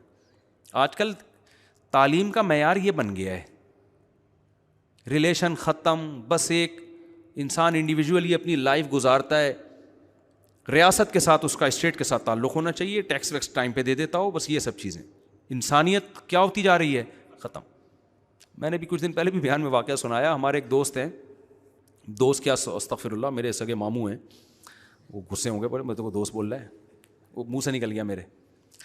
تو وہ چند دن پہلے امریکہ سے ان کا فون آیا نا، تو میں نے کہا خیریت سے ہیں؟ اب ہمارا تو ریلیشن ہے بھائی، ہم تو مسلمان ہیں یار. تو میں تھوڑے دن بعد ان کو کال اس لیے کرتا ہوں کہ بھائی ماموں ہیں بھائی، ٹھیک ہے نا، تعلق تھوڑی توڑ سکتے ہیں. تو بڑی گپ شپ ہو رہی تھی. میں نے کہا آپ امریکہ میں کہاں رہتے ہیں؟ انہوں نے کہا فلاں جگہ رہتا ہوں. میں نے کہا آپ کے اڑوس پڑوس میں گورے رہتے ہیں؟ مجھے ہر قوم کے کلچر کو جاننے کا بڑا شوق ہے. تو انہوں نے کہا کہ میرے پڑوس میں بھی ایک فیملی ہے، یہ ریزیڈینشل ایریا ہے، یہاں فیملی والے لوگ رہتے ہیں. میں نے کہا گوروں کی فیملیاں ماشاءاللہ. میرا ایک ذہن میں آیا کہ بھائی پھپھی ہوگی، خالہ ہوں گی، کزنیں ہوں گی، ان کی بہویں ہوں گی، انگریز کی بہو سوچیں آپ، تو اس کے داماد ہوں گے، فیملی ہوگی نا، پوتے نواسے ہوں گے. تو بھائی ایریا ہی ایسا ہے جہاں فیملی والے لوگ رہتے ہیں، کہ ہوٹل میں تھوڑی رہ رہے ہیں وہ. تو میں نے کہا کہ آپ کے پڑوس میں کون رہتا ہے؟ انہوں نے کہا ایک فیملی رہتی ہے. میں نے کہا فیملی کے بارے میں ذرا رپورٹ پیش کریں گے؟ انہوں نے کہا کہ وہ ایک خاتون ہے، ایک کتا ہے، بہت بڑی فیملی. یعنی یہ میں اپنے الفاظ میں اب یہ کہہ رہا ہوں، مجھے دل میں نے زبان سے کہا نہیں، لیکن وہ دل میں خیال آیا کچھ زیادہ بڑی فیملی نہیں ہو گئی؟ FRC میں پتہ نہیں فیملی ریلیشن سرٹیفکیٹ ملتا ہے نا نادرا کی طرف سے، مجھے جو سرٹیفکیٹ ملا ہے 2-3 پیج ہیں اس میں، 2-3 پیج ہیں اس میں، یہ ختم الحمدللہ اللہ کے فضل سے. تو میں نے کہا فیملی نہیں ہے تو ریلیشن کہاں سے ہو گیا؟ تو انہوں نے بتایا کہ ایک خاتون ہے اور ایک کتا نظر آیا، باقی کی رپورٹ ہمیں معلوم، کہ گھر میں گھس کے تو نہیں دیکھیں گے ہم. میں نے کہا لیفٹ سائڈ پہ جو فیملی ہے، انہوں نے کہا وہ ذرا بڑی فیملی ہے. اچھا وہ سیریسلی کہہ رہے تھے، وہ مذاق میں نہیں کہہ رہے تھے. تو انہوں نے کہا ایک میاں بیوی ہیں اور 2 کتے ہیں. مجھے لگا کہ وہ یعنی ہمارے یہاں کوئی ایسی فیملی ہو نا تو میں تو ان میاں بیوی کو بولوں گا یہ اصل میں کتے ہیں. استغفر اللہ، کہنا نہیں چاہیے کسی کو. حرکتیں کیا ہیں یار، کیا کر رہے ہو اپنی جان کے ساتھ، کیوں ظلم کر رہے ہو؟ تبھی قرآن کیا کہتا ہے، نسوا اللہ فانساہم انفسہم. جو اللہ کو اپنی زندگی سے نکال دے گا نا، اللہ اس سے اس کے نفع کی چیزوں کو بھلا دے گا. میں اوور آل ان قوموں کو اپنے سے اچھا سمجھتا ہوں، اوور آل. جھوٹ کم بولتے ہیں ہم سے، کرپشن ہم سے کم ہے، قوانین کی پابندی ہم سے زیادہ کرتے ہیں، اخلاقیات میں ہم سے کم از کم ظاہری اخلاق ہم سے اچھے ہیں. اس کے باوجود جس چیز نے تباہ کیا ہے، کس نے تباہ کیا؟ اللہ کو اپنی ڈکشنری سے نکال دیا، مذہب کو نکال دیا. جب نکالا تو بھائی مذہب ہی ہے جو انسان کو انسان بناتا ہے، تو وہ انسانیت آہستہ آہستہ ختم ہو گئی انسانیت. تو خیر میں جلدی سے بات کو سمیٹ کے ختم کروں. میں کیا وہ واقعہ بتا رہا تھا؟ ہاں، یعقوب علیہ الصلوۃ والسلام نے سرنڈر کر دیا. تو ان کو کتنی محبت اپنی اولاد سے، ساری زندگی روتے رہے، چھپ چھپ کے روتے رہے. لوگ جب کہتے انما اشکو بثی وحزنی الی اللہ، بھائی میں اللہ سے اپنا غم بیان کرتا ہوں، آپ کے سامنے نہیں، اللہ سے. اس کے بعد دعائیں مانگتے رہے. ہوا کیا؟ نتیجہ کیا نکلا؟ دوسرا بیٹا بھی گم گیا. ہم اور آپ ہوتے، ہم کہتے ہیں اللہ میں نے اتنے وظیفے پڑھ لیے، ہم تو دعائیں مانگتے ہی نہیں. پہلی بات یہ، ہمیں جب ٹینشن آتی نا تو ہم پتہ کیا کرتے، ہم جاتے روحانی عامل کے پاس کہ یار میرا ایک بچہ غائب ہوا ہے، ذائچے سے نکالو کہاں ہے وہ ہمیں الو بنا رہا ہوتا. عامل دیوبندی ہو، اہل حدیث ہو، بریلوی ہو، شیعہ ہو، سارے 2 نمبر ہوتے ہیں، ذہن میں رکھنا. کوئی بیٹھا ہوا ہو تو پیشگی معذرت بھی نہیں کر رہا، بتا رہا ہوں، جاؤ کیا کھاڑ لو گے ہمارا، کیوں میں معذرت کر لوں ان سے. تو یہ دھندا ہے، اس میں کبھی نہیں کسی کے متاثر ہوا کرو کہ یہ اتنے بڑے بزرگ ہیں، یہ عملیات کر رہے ہیں. وہ بھائی ہم نے بہت دیکھا، ان تلوں میں تیل نہیں ہے، یہ سب دھندا ہے. یہ جو پیسے لیتا ہے وہ بھی دھندا ہے، جو پیسے نہیں لیتا وہ بھی دھندا ہے. کچھ بھی نہیں ہے ان کے پاس، ان تلوں میں تیل ہے ہی نہیں. کوئی علوم ہے ہی نہیں ہے. کہتے ہیں علوم ہے, علم ہوتا تو بھی مان لیتے, علوم پتہ نہیں کہاں سے آ گئی ہے. ایک کچھ بھی نہیں ہے, یہ صرف نفسیاتی ہے, مسمرزم ہے, نظر کے دھوکے ہیں, اس کے علاوہ کچھ بھی نہیں ہے. ایک صاحب کل میرے پاس آئے, کہہ رہے ہیں مجھ میں جنات کی ایک جماعت تھی, ابھی صرف ایک جن رہ گیا ہے, جماعت تو ختم ہو گئی, آپ ذرا اس کا علاج کریں. میں نے کہا میرے پاس تو بہترین علاج ہے اس کا. کیا علاج ہے؟ میں نے کہا ایسا دنا دن دھنائی کروں گا نا میں آپ کی. تو کہنے لگا میں مر جاؤں گا. میں نے کہا وہ جن کو لگے گا, آپ کو نہیں لگے گا. وہ ہمارے حضرت کے پاس نا, ہمارے استاذ ہیں, ان کے پاس ایک بندہ آیا نوجوان, تو گھر والے لے کر آیا کہ اس پہ جن چڑھا ہوا. جن ہوتا ہے, میں مانتا ہوں لاکھوں میں کسی ایک پہ جن بھی آ جاتا ہے, لیکن اس کا علاج ان عاملوں کے پاس نہیں ہے. اس کا علاج ہے اپنی مسجد کے مولوی صاحب سے دم کرا لو, یا کسی بھی شریف آدمی سے کیا کر لو جو گٹکا نہ کھاتا ہو, سگریٹ نہ پیتا ہو. آج کل یہی شریف ہے, اور کوئی بہت نیک شریف آپ کو مارکیٹ میں ملیں گے نہیں. بس گٹکا دیکھ لو, سگریٹ, باقی کون بند کمرے میں کیا کر رہا ہے یہ کہاں پتہ چلتا ہے کسی کے بارے میں. اس سے ہی اندازہ ہو جاتا ہے گٹکا نہیں کھاتا, سگریٹ نہیں پیتا, اور کہیں روڈ لونڈے لپاڑوں کے ساتھ بیٹھتا نہیں ہے. تو بس اس سے زیادہ بھائی ہم کو عالم الغیب تھوڑی ہیں. بس یہ زمانے میں کیا ہے, نیک ہے, نماز پڑھ لیتا ہو, اس سے دم کرا لو, بس اس سے آگے. اور جن بھی اس زمانے کے ہی ہیں نا, تو وہ اتنے نیک کو بھی برداشت نہیں کر پائیں گے وہ, ٹھیک ہے نا. پرانے زمانے کے جن بھی بڑے تگڑے ہوتے تھے نا, وہ تھوڑا نیک نہیں چاہیے تھا ان کے علاج کے لیے, زیادہ نیک بندہ چاہیے ہوتا تھا. آج کل تو جنات بھی اسی حساب سے جا رہے ہیں, تو زمانے کے حساب سے ہر چیز اسی حساب سے ہو جاتی ہے. تو وہ کیا ہوا, اس جن کو وہ نوجوان آیا, 99% تو ڈرامے بازی ہوتی ہے, نفسیاتی مسائل ہوتے ہیں. تو نوجوان کو ہمارے استاذ نے پکڑا, اس کو بولا کہ بھائی وہ کہہ رہا تھا جن آیا ہوا ہے نا, ادھر ادھر سے عربی بھی پڑھتا تھا. استاذ نے پکڑ کے اس کو لگائی دھنائی. تھوڑی دیر تک تو وہ چیختا رہا, اس کے بعد کہتا ہے یہ مجھے لگ رہا ہے, یہ جن کو نہیں لگ رہا. ہمارے استاذ نے کہا نہیں تو جھوٹ بول رہا ہے, تو جن ہے تجھے ہی لگ. شروع میں تو ڈرامہ کیا اس نے, اصل میں اس کو کسی لڑکی سے ہو گیا تھا عشق, جو رپورٹ آئی نا بعد میں. وہ اپنے اوپر ڈرامہ کر کے جن مسلط کرتا, فضائل اعمال سے کچھ عربی عبارتیں یاد کر لی تاکہ لوگ سمجھے سعودی عرب کا جن آیا ہوا ہے اس کے اوپر.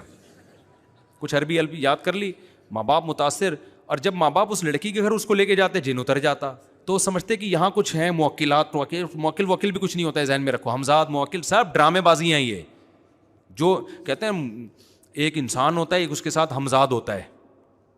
بھائی ان چیزوں کا کوئی ثبوت نہیں ہے نہ شریعت میں, یہ سب ان کے اپنے دماغی تخیلات ہیں. ایک دن ایک عامل مجھے کہنے لگا آپ کے ساتھ آپ کا ایک ہمزاد بھی ہے. میں نے کہا ٹوٹل میں ہی ہوں, جتنا نظر آ رہا ہوں نا, اس کے علاوہ کچھ بھی نہیں ہے. میں ٹوٹل یہی ہوں, اور میرے اوپر کوئی الزام نہ لگانا, نہ کوئی موکل ہے نہ کوئی ہمزاد ہے, کچھ بھی نہیں ہے. باقی ایک فرشتہ ہوتا ہے, اللہ نے حفاظت کے لیے رکھا ہے. شیطان بھی انسان کو پریشان کرتے ہیں, وہ تو ویسے ہی ہوتے ہیں, وہ تو ہر ایک کے ساتھ ہوتے ہیں. اس کے لیے فرشتے اللہ نے پہلے سے رکھے ہوئے ہیں جو انسان کو بچاتے ہیں. تو ان کے پاس بالکل ضرورت نہیں جانے کی, سورہ فلق, سورہ ناس, آیت الکرسی پڑھ کے بس دم کر دیا کرو, کافی ہے اتنا. تو جب اس کی دھنائی لگائی نا, وہ کہہ رہا ہے خدا کی قسم یہ مجھے لگ رہا ہے. ہمارے استاذ کو سمجھدار تھے, ان کو پتا تھا اسی کو لگ رہا ہے, لیکن اس کو لگاؤ نہ تاکہ دوبارہ جن نہ چڑھائے. انہوں نے کہا نہیں ایکچولی یہ تجھے نہیں لگ رہا, یہ جن کو لگ رہا ہے. اس نے کہا, پھر مارا اس کو نا, کہہ رہا ہے بھائی کیسے یقین دلاؤں, یہ مجھے لگ رہا ہے. تو ان لوگوں کا اصل علاج کیا ہے, یہ علاج ہے. ان کو طبیعت سے پولیس والوں کو پیسے کھلا کے نا, ان کو جن پولیس والوں سے بہت ڈرتا ہے. میں بتاؤں, یہ جتنے عامل لوگ ہیں نا, آپ کو دھمکیاں دیتے ہیں, یوں کر دیں گے, جب پولیس کے موبائل ہوتی ہے سارے بھاگ جاتے ہیں. ابے تمہارے پاس تو جن ہے یار, تم ایک پولیس کے موبائل کو یوں کر کے تم سنگ دل محبوب کو قدموں میں لا سکتے ہو. ایک پولیس والا جو گٹکا کھا کے آ رہا ہے بھائی, اس کو تم کنٹرول نہیں کر سکتے, اور وہ گٹکا بھی اپنے پیسوں سے نہیں کھایا اس نے, تو اس کو تم کنٹرول نہیں کر پا رہے یار. تو اس لیے ان سے بالکل نہ ڈرا کرو, یہ سب دماغ کی ایک خیالی طاقتیں ہوتی ہیں. خیر ہم ہوتے یعقوب علیہ السلام کی جگہ, تو ہم کیا کرتے, سب سے پہلے عاملوں کے پاس جاتے, زائچے نکلواتے. عامل کی اپنی بیوی بھاگ جائے نا, زائچوں سے نہیں تلاش کر سکتا کہاں ہے, تو کوئی زائچہ ایسا نہیں ہے جس سے گمشدہ چیزیں مل جائے. اس میں ٹائم ویسٹ کرتے, پھر جو ہے وہ عملیات کرتے. پھر کسی نے بتایا فلاں وظیفہ اتنی دفعہ الٹا لٹک کے پڑھو, اتنی دفعہ یوں کر کے پڑھو, پھر ایسے پڑھو, پھر ایسے پڑھو, پھر فلانا رسالہ ڈمکان رسالہ, زندگی اس میں گزر جاتی. اس کے بعد کیا کرتے, تو آخر میں کچھ دعائیں مانگنا شروع کر دیتے, عمرہ کر لیتے, کچھ دعائیں مانگ لیں گے وہاں جا کے. اس کے بعد اگر نتیجہ اللہ نہ کرے یہ نکلتا کہ دوسرا بچہ بھی گم جائے, کیسا کفر پھیلتا کہ نہیں پھیلتا. یار اللہ ایک طرف کہتا ہے ادعونی استجب لکم, میں دعائیں قبول کرتا ہوں. میری تو دعائیں قبول ہونے کے بجائے کیا ہو رہی ہیں, الٹا ہو رہا ہے میرے ساتھ, تو بھائی کفر بکنا شروع کر دیتے. لیکن یعقوب علیہ السلام کو پتا تھا چلتی کس کی ہے بھائی, اللہ کی, اور اللہ کے سامنے کیا کرنا ہے بھائی, سرنڈر. ہمارا کام ہے مانگنا, قبول کرنا کس کا کام ہے, اللہ کا. تسلی تھی نا, ایک تسلی تھی. اللہ نے کیسی قبول کی بھائی, بیٹے سے بھی ملا دیا, مصر کا بادشاہ بنا کے ملایا, اور یعقوب علیہ السلام کی اولاد میں نبوت کو جاری کر دیا. یعقوب کا لقب تھا اسرائیل. قرآن جگہ جگہ یا بنی اسرائیل یا بنی اسرائیل, ایسا ہمیشہ کے لیے نام, قیامت تک کے لیے زندہ کر دیا ان کا نام. تو اس سے صاف پتہ چلتا ہے کہ بھائی چلے گی اللہ کی. اور ایک اور بات, اللہ ہمارا خیر خواہ ہے. اس نے اپنی طاقت کے نمونے جو ہمیں دنیا میں دکھائے, تو صرف طاقت برائے طاقت نہیں ہے, وہ ہم پر احسانات کر رہا ہے. دیکھو ایک آدمی اپنی طاقت دکھاتا ہے, ویٹ لفٹنگ کر کے بتاتا ہے میں اتنا پاورفل, تو اس سے آپ کو اس کی طاقت کا اعتراف کر لو گے, لیکن آپ کو اس سے محبت نہیں ہوگی. بھائی تو ہے بہت بڑا پاورفل, تو نے اتنے اسپیڈ بریکر بنا لیے بڑے بڑے, میرے کس کام کے ہیں؟ کیا خیال ہے بھائی, میرے کس کام کے؟ لیکن وہ اپنی طاقت دکھا کے آپ پر احسان کر کے دکھا رہا ہے. پھر آپ بولو گے بھائی تیری طاقت کا مجھے بہت فائدہ ہوا, تیری طاقت کا مجھے, تیرے کمال کا مجھے بڑا فائدہ ہوا. اللہ میاں جو اپنی طاقت کے نمونے ہمیں دکھاتا ہے, کہتا ہے میں نے سورج کو پیدا کیا کس کی خدمت کے لیے, تمہاری خدمت کے لیے. میں نے چاند کو پیدا کیا کس کی خدمت کے لیے, تمہاری خدمت کے لیے. میں نے جانور پیدا کیے, منہا تاکلون, ان کے گوشت کو کھاتے ہو, کسی پہ سوار ہوتے ہو. سمندروں کو مسخر کر دیا, اس کی پشت پہ تجارتیں کرتے ہو, بڑے بڑے کنٹینر آتے ہیں اور کسٹم میں اٹک جاتے ہیں. یہ اللہ کی وجہ سے نہیں اٹکتے, یہ کسٹم والوں کی وجہ سے اٹکتے ہیں. اگر کسٹم والے نہ اٹکائیں تو ہم کھلا کھانا شروع کر دیں, اتنی سستائی ہو جائے گی. تجارت میں تو گورنمنٹ حکومتوں نے کنٹرول کر کے باؤنڈ کیا ہوا ہے. نبی صلی اللہ علیہ وسلم کا حکم ہے, تجارت کے بارے میں صحیح حدیث ہے, نہ چیزوں کے ریٹ متعین کرنے کی اجازت, نہ تاجروں پہ کسی قسم کی غیر ضروری ریسٹرکشن کی اسلام میں اجازت ہے. نبی نے فرمایا دعوا الناس یرزق اللہ بعضهم ببعض, لوگوں کو تجارت میں بالکل آزاد چھوڑ دو. آج کل گورنمنٹ کی مداخلت سے تجارت کا بیڑا غرق ہوتا ہے. اب مثال کے دودھ کے ریٹ گورنمنٹ نے متعین کیے ہوئے, اس سے زیادہ ریٹ نہیں ہونے چاہیے. ہم بڑے خوش ہوتے ہیں یار دودھ کے ریٹ گورنمنٹ نے کیا کیے ہوئے ہیں, کنٹرول. حدیث کیا کہہ رہی ہے, ریٹ متعین کرنا کس کا کام ہے بھائی, اللہ کا. آپ لوگوں کو آزاد چھوڑ دو. ہر آدمی کو اجازت ہو گائے پالنے کی, بھینس پالنے کی, کسانوں کو اجازت ہو چارہ بنانے کی. تجارت پہ مخصوص لوگوں کا کنٹرول نہ ہو. ایسا نہ ہو کہ چند لوگ تاجر ہی بینک سے قرضہ لے کے کسانوں سے مال خریدیں گے, پھر ریٹ ان کی مرضی کے ہوں گے. نہ, ہر ایک کو اجازت ہے بھائی جو کسان سے جتنے میں خریدنا چاہے. اس سے آٹومیٹیکلی ریٹ کیا ہو جائیں گے, اسٹیبل ہو جائیں گے. اب دودھ کی قیمتیں متعین تو کر دیں گوالوں کے لیے. گوالا کہتا ہے میں وہاں سے دودھ لے کے آتا ہوں, اتنا میں نے جانور کو کھلانا بھی ہے, اور اتنی ریکوائرمنٹ ہے اس کی, اتنے لوگوں کو بیچ میں بھتے دینے ہیں. ریٹ آپ کی مرضی کے ہوں گے, لیکن دودھ پھر میری مرضی کا ہوگا. کچھ دودھ بھینس دے گی, کچھ دودھ میں دوں گا. اب ہم جو دودھ پی کے بیمار ہو رہے ہیں, تو یہ وہ دودھ نہیں ہے جس کا قرآن میں اللہ نے ذکر کیا کہ تیرا رب جانوروں کو سوکھا چارہ کھلاتا ہے اور اس سے چکنا گاڑا دودھ نکالتا ہے. میرا رب جو دودھ نکالتا ہے وہ بڑا زبردست ہے. گوالا جو دودھ نکالتا ہے اس کے بارے میں کوئی رپورٹ نہیں. گوالا مجبور ہے. میں نے تو گوالوں سے پوچھا, کہہ رہے آپ کیلکولیشن کرو ذرا مفتی صاحب, اس ریٹ پہ پانی ملائے بغیر دودھ بیچنا, یا دوسرے جانور کا, شکر ہے گائے کا دودھ ملاتے ہیں اس میں, تو بہت نیک لوگ ہیں گائے کا دودھ ملا رہے ہیں. ایک آدمی نے کہا یار دودھ خالص نہیں ہے, پانی ملا رہے ہیں. میں نے کہا بھائی شکر ادا کر, پانی تو ویسے ہی پیتے ہو, تو تھوڑا دودھ میں پانی مل جائے گا تو کیا ہو جائے گا. اور کچھ نہ ملا رہے ہوں, پاؤڈر ملا رہے ہیں, کیمیکل ملا رہے ہیں, پتہ نہیں کیا کیا, اللہ نہ کرے کچھ سارے گوالے نہیں کرتے یہ کام. تو بھائی نہیں ہو سکتا. آپ چھوڑ دو لوگوں کو آزاد, اس سے کیا ہوگا, بہت سے لوگ دودھ کی تجارت میں آ جائیں گے جب نفع نظر آئے گا. کہہ رہے ہیں غریبوں کے فائدے کے لیے ہم نے ریٹ کم رکھے ہوئے ہیں. دودھ والا تو غریب ہوتا ہے جو بیچنے والا ہے, پینے والوں کو فائدہ پہنچایا جا رہا ہے. جو محنت کر کے لوگوں تک دودھ پہنچا رہا ہے اس کا خیال نہیں ہے. تو گورنمنٹ کی مداخلت سے جتنی تجارت آزاد ہوگی نا, لوگوں کا اتنے ہی زیادہ کیا ہوں گے, خوشحال ہوں گے. خیر اس میں کچھ چیزوں تو ایسی ہیں جن میں ذخیرہ اندوزی ممکن تھی, ان کے ریٹ متعین کرنا ضروری ہے. لیکن ایک جرنلی آج تو ہر جگہ گورنمنٹ نے ٹانگ اڑائی ہوئی ہے, ہر جگہ حکومتوں کی مداخلت ہے. کتنی زبردست حدیث, ان اللہ هو المسعر, آپ نے فرمایا کہ چیزوں کی قیمتیں کون متعین کرتا ہے؟ اللہ. اللہ آٹومیٹکلی چیزوں کی قیمتیں جس چیز کی قیمت اللہ کو مہنگی کرنی ہوتی ہے مارکیٹ سے کیا کر دیتا ہے اللہ, اس کو شارٹ کر دیتا ہے. جس چیز کو بڑھانی ہوتی ہے, اب میں ایک چھوٹی سی مثال دیتا ہوں, ہمارے لیے سب سے زیادہ ضروری آکسیجن ہے. پانی کے بغیر ہم 12-13 گھنٹے 3 دن بھی گزارا کر سکتے ہیں, آکسیجن کے بغیر ہم 2 منٹ بھی گزارا نہیں کر سکتے.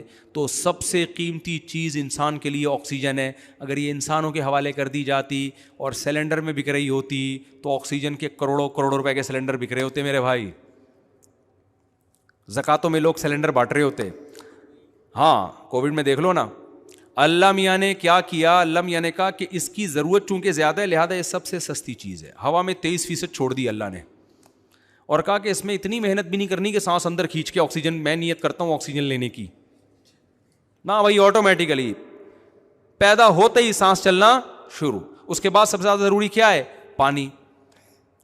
آسمانوں سے دنا دن برسانا شروع کر دیا اللہ نے, اتنا برسایا. گورنمنٹ نے کیا کیا, اس کو فلٹر کر کے ہمیں دینا شروع کر دیا. کنٹرول گورنمنٹ نے اپنے ہاتھ میں رکھا. آپ کو پتہ ہے جو فلٹر شدہ پانی ہے نا یہ زیادہ گندا ہوتا ہے. وجہ اس کی ہے کہ گورنمنٹ ہمیں فلٹر کر کے تو دیتی ہے, فلٹر کو فلٹر نہیں کبھی کیا جاتا. ونس اپون اے ٹائم جو ایک دفعہ فلٹر لگ گیا تھا وہی فلٹر. تو جو آپ ہب ڈیم سے جا کے بغیر فلٹر والا پانی پی لو نا وہ زیادہ اچھا ہے. جو فلٹر ہو کے آ رہا ہے وہ زیادہ گندا پانی ہے. یہ رپورٹ ہے باقاعدہ, ایک ڈاکٹر نے یوٹیوب پہ پورا تجربہ کر کے بتایا. اس نے کہا یہ دیکھو یہ فلٹر والا پانی ہے اور یہ بغیر فلٹر کے ہے, وہ فلٹر والا زیادہ گندا تھا. میں سمجھا پا رہا ہوں, بس بات کو جلدی سے میں سمیٹ کے ختم کرتا ہوں. تو اب کیا مسئلہ ہے میرے بھائی, میں جو اصل بات لے کے چل رہا ہوں کہ اللہ نے اپنی طاقت اور قدرت بھی بتائی اور اللہ نے یہ بھی بتایا کہ میں تمہارا محسن ہوں. تو یعقوب علیہ السلام کو پتا تھا پاور کس کے پاس ہے, اللہ کی, چلے گی اللہ کی. لیکن اللہ جب اپنی چلائے گا تو میری بہتری میں چلائے گا, مجھے نقصان پہنچانے کے لیے نہیں چلائے گا, لہذا تسلی میں رہے. تو یہ 2 چیزیں اپنے اندر پیدا کر لو میرے بھائی. سرنڈر کر دو اپنے آپ کو کس کے حوالے, اللہ کے, اور یقین کر لو جو ہوگا میرے حق میں بہتر ہو. اللہ نے کہا نماز پڑھو تو کیا کرو میرے بھائی, پڑھ لو. اگر تجارت میں نقصان ہوتا نظر آ رہا ہے برداشت کر لو, کیونکہ رزق کس کے ہاتھ میں ہے, اللہ کے. وہ بغیر نماز پڑھے آپ کا رزق آپ سے چھین سکتا ہے اور نماز پڑھ کے آپ کو رزق دے سکتا ہے. اللہ میاں نے یہ بول دیا جلدی شادی کر لو. سورہ نور میں آپ کہتے ہیں اللہ شادی کروں گا تو خرچے بڑھیں گے, بچے بھی پیدا ہوں گے, بیگم کا خرچہ, تنخواہ میری تھوڑی ہے, آپ اپنے آپ کو اللہ کے حوالے کر دو. اللہ کہتے ہیں ان یکونوا فقراء یغنیہم اللہ من فضلی, کر لو بھائی, بچے بھی پیدا کر لو, شادی بھی کر لو. اگر فقیر ہو گئے میں اپنے فضل سے کیا کر دوں گا, غنی کر دوں گا. جو سرنڈر کر دیتا ہے وہ کہتا ہے بھائی چھوڑو جیب کو, بٹوے کو, کتنے پیسے ہیں, مت دیکھو وٹامن سی وٹامن ڈی. وہ تھر میں بیچارہ ستو پی کے 100 سال جی لیا, تو پیسے ہیں تو وٹامن سی کھا لو, نہیں ہے تو چوری مت کرو وٹامن سی کے چکر میں. پیسے ہیں تو پھر کھا لینا چاہیے امرود, اتنی کنجوسی ٹھیک نہیں ہے کہ آپ بھی ستو پہ آ جائیں کل سے.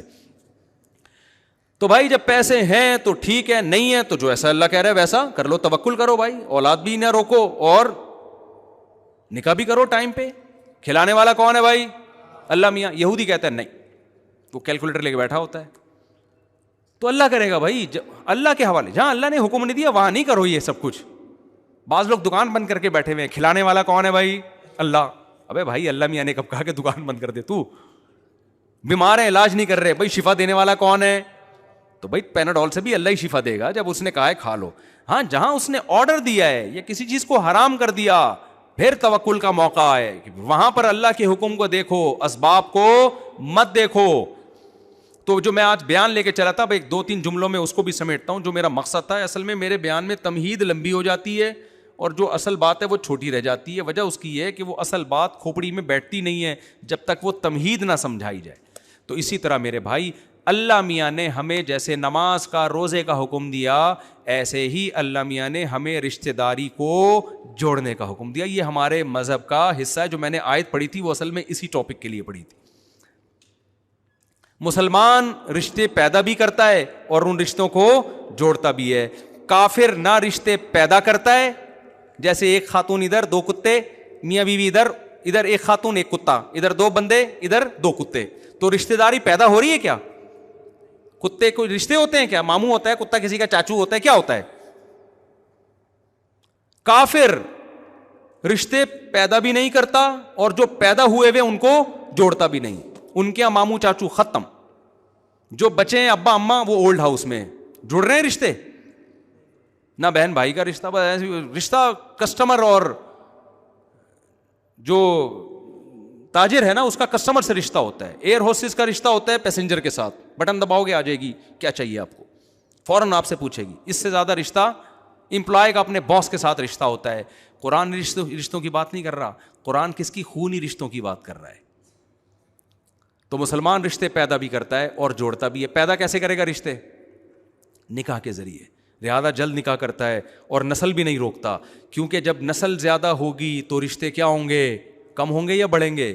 آپ کے بچوں کو چاچو ملیں گے, ماموں ملیں گے, کزنیں ملیں گی, خالہ ملیں گی, پھپھیاں ملیں گی, بہنیں ملیں گی. میں جب پشاور اور کوئٹہ جاتا ہوں تو میں کسی کے میزبان کے گھر گیا نا, پشاور گیا, میں نے میزبان سے کہا بھائی میں بہت مصروف ہوں, آپ لوگوں کو ملانا نہیں, میں بہت تھک جاتا ہوں. انہوں نے کہا کسی سے نہیں ملاؤں گا, بس میرے اپنے رشتے دار ملیں گے آپ سے. میں نے کہا ٹھیک ہے جی. کسی سے نہیں ملایا, نہ اڑوس سے نہ پڑوس سے. یہ کون ہے جی؟ یہ میرے چاچو ہیں. ان سے تو ملنا بنتا ہے بھائی, آپ نے جو ہمیں بلایا تو چاچو سے تو. یہ کون ہے؟ یہ دوسرے چاچو ہیں. یہ کون ہے؟ یہ تیسرے چاچو ہیں. یہ کوئٹہ اور پشاور میں بڑا مزہ آتا ہے, میرا دل ایسے باغ باغ ہو جاتا ہے, کیونکہ ایک طرف رپورٹیں آ رہی ہیں یہ کون ہے؟ کتا. یہ کون ہے؟ یہ دوسرا کتا. کوئی نہ خالہ نہ پھپھی, بھائی یہ بھی تو قومیں ہیں نا. یہ کون ہے؟ میں بھی ابا, ممکن ہے یہ کون ہے؟ میرے فادر. ایک سیٹ اپ, ایک قوم یہ اس انتہا کو پہنچی ہوئی ہے. ابا ہیں, کنفیوز ہوں, ہیں بعض دفعہ تو پکے ڈھکے بھی ہوتے ہیں, لیکن بعض دفعہ کنفیوژن ہے, پتہ نہیں کون ہے. ایک سیٹ اپ یہ اماں رہ گئی ہے بس مارکیٹ میں. اور ایک قوم یہ ہے بھائی پشاور کوئٹہ میں, یہ کون ہے بھائی؟ چاچا. یہ کون ہے؟ چاچا. یہ کون ہے؟ چاچا. یہ کون ہے؟ چاچا. اتنے چاچے, طبیعت کیا ہو جاتی ہے. اور کچھ چاچے ابھی انڈر اس کنسٹرکشن ہے. وہ دادا نے اس عمر میں ابھی ایک اور شادی کی ہے. ایسا بھی ہوتا. میں گلگت میں گیا, انہوں نے بتایا کہ ایک صاحب سے میں ملا 80 سال کے, یہ میرے والد صاحب ہیں. میں نے کہا ماشاء اللہ بھائی, بڑی خوشی ہوئی والد صاحب سے مل کے. 80 سال کے. تو وہ پھر ان کے ساتھ گاؤں سے شہر جا رہا تھا, تو کوئی خاتون بیٹھی ہوئی برقعے میں, تو پتہ چلا جی وہ ڈلیوری کیس ہے, ان کے بچہ ہونے والا ہے. میں سمجھا کہ یہ جو بیٹے تھے نا ان کی وائف ہوگی, ان کے بچہ پیدا ہونے والا ہوگا. میں نے کہا یہ آپ کی وائف کے اولاد کا کوئی سیٹ اپ لگ رہا ہے, مجھے بہت بیچاروں کی طبیعت خراب ہو رہی ہے. کہہ رہے ہیں یہ میری وائف نہیں ہے, میری والدہ ہیں. میں نے کہا اچھا چلو والدہ ہوں گی. ایک دم تھوڑی دیر میں مجھے یاد آیا, ابا تو کل میں نے 80 سال کے دیکھے تھے. ایک دم میں تھوڑی دیر پہلے تو میں نے کہا اچھا ٹھیک ہے بھائی معذرت چاہتا ہوں, آپ کی والدہ ہیں. تو انہوں نے کہا میرے ابا ہیں. میں نے کہا آپ کے وہی ابا جو کل ملے تھے 80 سال کے, یہ ان کی وائف ہیں؟ کہہ رہے ہاں یہ ان کی. تو ایک سیٹ اپ کیا ہے, یعنی یہ جو چاچا جو ان کے بچے ہوں گے اس کے چاچا ابھی انڈر کنسٹرکشن ہے نا.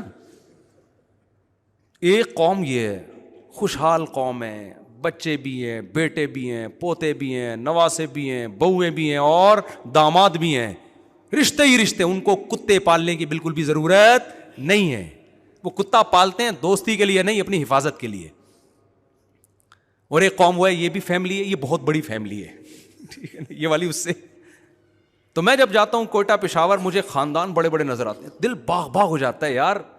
لیکن ان کو بھی خراب کیا جا رہا ہے, جیسے ہم خراب ہو گئے نا. یہاں پہ ہزار گز کے بنگلے ہیں, بچہ ہی نہیں ہے گھر میں. ایک آدھ بچہ, اس کو بڑی ممی ڈیڈی کی طرح پال پوس کے بڑا کر رہے ہیں, بڑا آدمی بنے گا. وہ بڑا کب ہوگا؟ جب آپ مر چکے ہوگے. اتنی دیر سے تو آپ نے شادی کی ہے.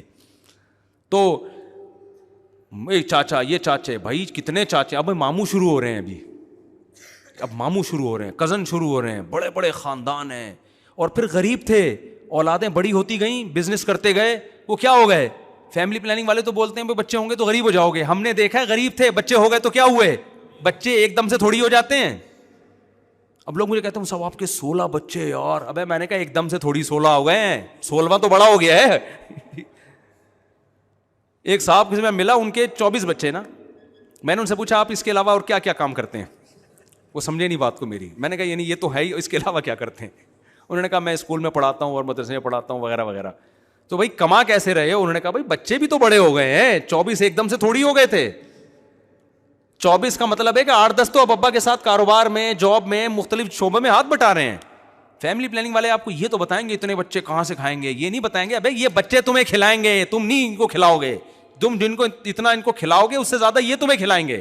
گوروں کے یہاں تو کھلاتے نہیں ہے نا, اس لیے وہ کہتا ہے پیدا ہی نہیں کرو. اس کو پتا ہے میرا مستقبل کہاں ہے, اولڈ ہاؤس میں ہے. میں 6 پیدا کروں یا 1 پیدا کروں, مجھے کون سا انہوں نے گھر میں رکھنا ہے. تو اللہ میاں نے ہمیں رشتے پیدا کرنے کا بھی حکم دیا اور ان کو جوڑنے کا بھی. اب جوڑنا کیسے ہے, بس یہ آخری بات. جوڑنا ایسے ہے, نبی نے فرمایا جو رشتے توڑتا ہے وہ جنت میں نہیں جائے گا. رشتے توڑنے والی تمام چیزیں حرام ہیں اور رشتے جوڑنے والی تمام چیزوں کا اللہ نے ہمیں حکم دیا. پہلے میں بتاؤں گا ٹوٹتا کن چیزوں سے ہے, حسد سے ٹوٹتے ہیں رشتے. آج بہت بڑا مسئلہ ہے, رشتے داروں میں کسی کے پاس پیسہ آ گیا تو غریب اسے دیکھ کے جلنا شروع, اس کی ٹانگیں کھینچنا شروع. ابے یہ گاڑیوں میں گھومتا ہے, ابے ہمیں پتہ ہے 2 ٹکے کا آدمی نہیں ہے سالہ. آج پھوپھاں وہ بیچارہ آپ کے ساتھ کچھ غلط نہیں بھی کر رہا تو بھی اب اس کی ہر چیز غلط لگے گی آپ کو. وہ بھول گیا اپنی بچی کی شادی میں آپ کو بلانا. ابے جب غریب تھا تو ہمارے ساتھ بیٹھ کے انڈا موڑ پہ چائے پیا کرتا تھا, ابھی دیکھو اس کے اتنا بڑا ہو گیا, ابھی بچی کی کہاں یاد رہے گا. بھائی وہ واقعی بھول گیا. اچھا سوچ لو نہ, حسد جڑیں کاٹنا شروع, اس کی ہر بات غلط لگ رہی ہے. تو سب سے پہلا کام کیا کرنا ہے, بھائی رشتہ داروں میں کوئی زیادہ پھل پھول رہا ہے, آپ بولو بھائی اللہ کی دین ہے, کسی کو دے کے آزماتا ہے, کسی سے لے کے آزماتا ہے, اور دعا کیا کرو اللہ تمہیں اور زیادہ ترقی دے. اس کی بات کو نیگیٹو مت لے کے جایا کرو. کل ایک صاحب مجھ سے ملے, مجھے کہنے لگے مفتی صاحب آپ یوٹیوب پہ بہت اچھا کام کر رہے ہیں, بڑا مزہ آیا, آپ کے بیانات اتنے, پھر کما بھی رہے ہیں اس سے, ایسی بات نہیں. میں نے کہا یار یہ کیا ہے, میں نے کوئی صفائی بیان نہیں کی. بھائی ہم نے جب یوٹیوب چینل بنایا تو ہمیں تو تصور بھی نہیں تھا کہیں بھی ہوتی ہے. میں نے کہا بھائی میرے تو جمعہ اور اتوار کے پہلے بھی بیان ہوتے تھے, اب بھی جمعہ اتوار کے ہی ہو رہے ہیں. مونیٹائزیشن تھی تو بھی یہی ہو رہا تھا, جب مونیٹائزیشن نہیں تھی تو بھی کیا ہو رہا تھا, بولو یہی. جبکہ جب یوٹیوب چینل نہیں تھا تو بھی اتنے ہی بیانات ہوتے تھے جتنے اب ہو رہے ہیں. تو اب کیا ہو گیا, پروپیگنڈا. تو درمیان میں نے انہوں نے کیا کر دی, لگ رہا ہے تپ گئے یہ ٹائٹ طریقے سے. ہاں وہ اصل میں اس طرح کی باتیں جو ہے نا, وہ اصل میں ظاہر ہے تو دین کی خدمت تو اب ہوگی نا. تو بھائی میں تو 1994 سے بیان کر رہا ہوں, اور پہلے زیادہ بیان ہوتے تھے, اب تھوڑے کم ہو گئے ہیں. اچھا خیر, تو اب کیا ہوتا ہے رشتہ داروں میں جب کوئی پھل پھول رہا ہے تو جیلسی خواتین میں بہت زیادہ ہوتی ہے. کوئی کسی کی تعریف کر دے, کسی کے حسن کی, بھائی میک اپ کا سارا وہ ہے, اصل میں سارا کیا ہے. اس دن میں نے دیکھا تھا نہا کے آئی تھی, اصل چہرہ نظر آیا. تو ہر آدمی دوسرے آدمی سے جل رہا ہے, ہر عورت دوسری عورت سے جل رہی ہے. اس سے رشتے جڑتے نہیں ہیں بلکہ کیا ہوتے ہیں, بولو ٹوٹتے ہیں رشتے. اسی طرح جس کے پاس پیسہ آ گیا اس میں تکبر بھی پیدا ہوتا ہے بعض دفعہ. کتنے رشتے ایسے ہیں, جب آپ غریب تھے سب سے ملا کرتے تھے. یہ تو بہت رپورٹیں آتی ہیں میرے پاس کہ ہمارے کزن جو تھے ان کے والد مالدار ہو گئے تو اب کزن نہ ہمیں اپنی دعوتوں میں بلاتے ہیں, نہ عید بقرعید پہ ہم سے ملنے کے لیے آتے ہیں. اب جب ہمارے گھر میں آتے ہیں ان کو اسمیل آ رہی ہوتی ہے, واش روم کہتے ہیں یہ یوز نہیں کر سکتے. اسٹائل بھی چینج ہو جاتا ہے, پہلے واش روم استعمال ہوتا تھا, اب یوز ہوتا ہے. اب وہ کہتے ہیں یہ جو یوز کو استعمال کرنا یہ ابیوزو لینگویج چاہیے, استعمال کا لفظ استعمال کرنا. سارا اسٹائل کیا ہو جاتا ہے, یار تم اپنے رشتوں کے سامنے تو تمہاری کوئی اوقات نہیں ہے. بہن تو تمہاری وہی بہن ہے, ایک چھاتی سے دونوں نے دودھ پیا ہے, ایک ماں کے پیٹ میں دونوں نے کو اللہ نے بنایا ہے. ایک بھائی پیسے والا ہو گیا, دوسرا غریب ہے تو اس کو پوچھنا چھوڑ دیا. ایک پیٹ سے ایک خون سے دونوں بنے ہیں, کئی سال ایک بستر پہ چپک کے سوئے ہیں. کیسی محبتیں ہوتی ہیں بچپن میں, دیکھ لو نا آپ. ایک ہی ماں کے ہاتھ سے کئی سال دونوں نے نوالے کھائے ہیں, کئی سال کھائے ہیں. میں تو اپنے بچوں کو دیکھتا ہوں کیسی محبت ہے, ایسے لڑتے ہیں پھر دوستیاں کر کے بیٹھ جاتے ہیں. جب الگ الگ ہوتے ہیں بڑے ہو کر کیسا ایک دوسرے کو پوچھنا چھوڑ, پوچھتے ہیں تو مفاد میں کام ہوتا ہے تو بس, ورنہ یاد نہیں آتا. تو اللہ نے اگر آپ کو وسائل دیے ہیں, پیسہ دے دیا, تو قرآن کہتا ہے سب سے پہلے اس پیسے میں کس کا حق ہے؟ تکبر نہیں کرنا, اترانا نہیں ہے, اور عمل سے دکھانا ہے کہ ہم میں تکبر نہیں ہے. خالی زبان سے تو بہت سے لوگ بولتے ہیں اللہ کا بڑا شکر ہے جی, ہمارا کیا کمال ہے. عمل ایسا ہوتا ہے جس سے لگ رہا تھا بھائی تمہارا کمال ہے, اللہ کی دین نہیں ہے, اللہ کی بھیک نہیں سمجھتے اس کو تم. تو عمل سے ثابت کرنا ہے کہ ہم بدلے بولو نہیں ہے. غریب کو چاہیے اس کو امیر کو دیکھ کے حسد نہ کرے, امیر کو چاہیے غریب کی توہین نہ کرے, اپنے رشتہ داروں سے ایسے ہی ملتا رہے جیسے پہلے ملتا تھا. نبی نے فرمایا بدترین ولیمہ وہ ہے جس میں امیروں کو بلایا جائے اور غریبوں کو نہ بلایا جائے. اگر آپ کے رشتہ داروں میں کوئی غریب ہیں تو غریب ہونے کی بیس پہ ان کو چھوڑ دینا یہ بہت بڑا جرم ہے. ہمارے ایک دوست کی شادی ہوئی, اب وہ مدرسے میں پڑھتے تھے, خود بڑے مالدار تھے, وہ مدرسے میں ان کے سارے دوست غریب بیچارے, مدرسے میں تو زیادہ تر غریب طلبہ ہوتے ہیں. اب ان کے کلاس فیلو تھے, اپنے ولیمے میں انہوں نے بلانا تو تھا نا ان کو. میں یہ نہیں کہہ رہا سارے غریبوں کو پکڑ کے آپ اپنے ولیمے میں بلا لیں, وہ پلیٹیں بھی کھا جائیں گے, کوئی بھروسہ نہیں ہے. بعض اتنے غریب ہوتے ہیں پلیٹیں چوری کر کے لے جاتے ہیں, ان کو مسئلہ ہوتا ہے ان کے ساتھ. لیکن جو ریلیٹیو ہیں آپ کے, ان غریبوں کی بات کر رہا ہوں جن سے کوئی تعلق ہے آپ کا, ان کو صرف غریب ہونے کی بیس پہ نہ بلانا. اب انہوں نے کیا کیا کہ ان کے مدرسے کے کلاس فیلو بیچارے گاؤں دیہاتوں کے سارے غریب سے, خود بڑے مالدار تھے وہ, تو انہوں نے جب شادی کی تو اپنے کلاس فیلوز کو بلایا. اور وہ جب ان کا ولیمہ ہو رہا ہے تو ادھر بڑے ڈیفینس کلفٹن کے 3 پیس سوٹ ٹائی میں لوگ آ رہے ہیں, ان کے بڑے بھائی بڑے خوش. ادھر دیکھا کہ ٹوپیوں والے اور چپلوں والے مدرسے کے طلبہ بھی آ رہے ہیں. ان کے بڑے بھائی کا میٹر گھوم گیا کہ ابے کیا یار یہ کیا بلایا یار, ہماری کوئی پرسنالٹی نہیں ہے یار, یہ کن لوگوں کو تو بلا کے لے آیا ہے. ٹھیک ہے نا, نہ پہننے کی تمیز ہے نہ چپلوں کی تمیز ہے. وہ بیچارے غریب, ان کے پاس چپل کہاں سے وہ پہنتے وہ. لیکن مجھے اس بندے کا عمل بہت پسند آیا. میں نے کہا اس نے اپنے ان مالدار رشتہ داروں کو خوش کرنے کے لیے اپنے غریب دوستوں کو نظر انداز بولو نہیں کیا. خاندانی ہونے کی کیا ہے بھائی دلیل ہے. اور اس سے عزت داروں کی نظر میں عزت کم نہیں ہوتی, بڑھتی ہے. بے وقوفوں کی نظر میں عزت کیا ہو جاتی ہے, کم ہو جاتی ہے. یار تمہارے کلاس فیلو ہیں وہ, ان کے ساتھ تم صبح شام ہنسی مذاق کرتے ہو, بیٹھتے ہو. اچھا کلاس فیلوز میں بھی ایسے ہم نے دیکھا ہے, بعض مالدار طلبہ ہوتے ہیں غریب طلبہ کے ساتھ بڑے مزے سے رہ رہے ہوتے ہیں, اور بعض ایسے ہوتے ہیں ان کو بڑی ہر وقت نا اپنی پھوپھاں, کوئی ذرا سا مذاق کر دے تو ان کا میٹر گھوم جاتا ہے. طلبہ تو مذاق کرتے ہیں ایک دوسرے کے ساتھ. تو جس کو اللہ نے پیسہ دے دیا وہ تکبر نہ کرے, جس کو غریب بنایا وہ حسد نہ کرے. تو یہ چند چیزیں تھیں. اور آخری چیز, جس کو اللہ نے پیسہ دیا ہے نا, اپنے رشتہ داروں کو وہ ہدیے دیا کرے پیسوں کی صورت میں. سب سے زیادہ رشتہ داری جوڑنے والی یہ چیز ہے. کہتے ہیں نا دنیا کا ہر کام پیسے سے ہوتا ہے, واقعی ہوتا ہے, اس میں دو رائے نہیں ہو سکتی. تو اچھے کام بھی پیسے سے ہی ہوتے ہیں. اللہ میاں بھی پیسے کے بغیر خوش ہوتا ہے. زکوٰۃ اللہ نے فرض کر دی, قربانی, حج, یہ سب روکڑا خرچ ہو رہا ہے. اللہ میاں کہتے ہیں مجھ سے محبت کے دعوے کرو, پیسے نہ دو, یہ کیسی بات ہے بھائی. کسی گرل فرینڈ سے آپ بولیں کہ مجھے بہت محبت ہے, میں تم سے شادی کرنا چاہتا ہوں, کہتی ایک موبائل دلا دو, کہ پیسے نہیں دوں گا بھائی. میں مشورہ جتنے چاہیں مجھ سے, میں آئی فون کا مشورہ دے سکتا ہوں کہ ابھی 14 پرو وہاں سے ملے گا, 15 پرو وہاں سے ملے گا, 12 پرو وہاں سے ملے گا. مشورے آپ مجھ سے لے سکتی ہیں جتنی چاہیں آپ. وہ میں چٹکلا سناتا ہوں نا, ایک آدمی نے اپنی گرل فرینڈ سے بولا, بس یہ ختم کر رہا ہوں بیان, گرل فرینڈ سے بولا کہ میرے پاس وسیم, میرے دوست وسیم کی طرح گاڑی تو نہیں ہے لیکن میں تمہیں اپنی پلکوں پہ اٹھا کے گھما سکتا ہوں. میرے پاس میرے دوست وسیم کی طرح 1000 گز کا بنگلہ تو نہیں ہے لیکن دل میں جگہ دے سکتا ہوں, تمہیں کیا چاہیے؟ اس نے کہا وسیم کا فون نمبر چاہیے مجھے, اور کچھ نہیں چاہیے, تو چھوڑ دے. تو میرے بھائی ایسا ہی ہے, جتنی گنجائش اللہ نے دی ہے اس حساب سے کیا کرو خرچ.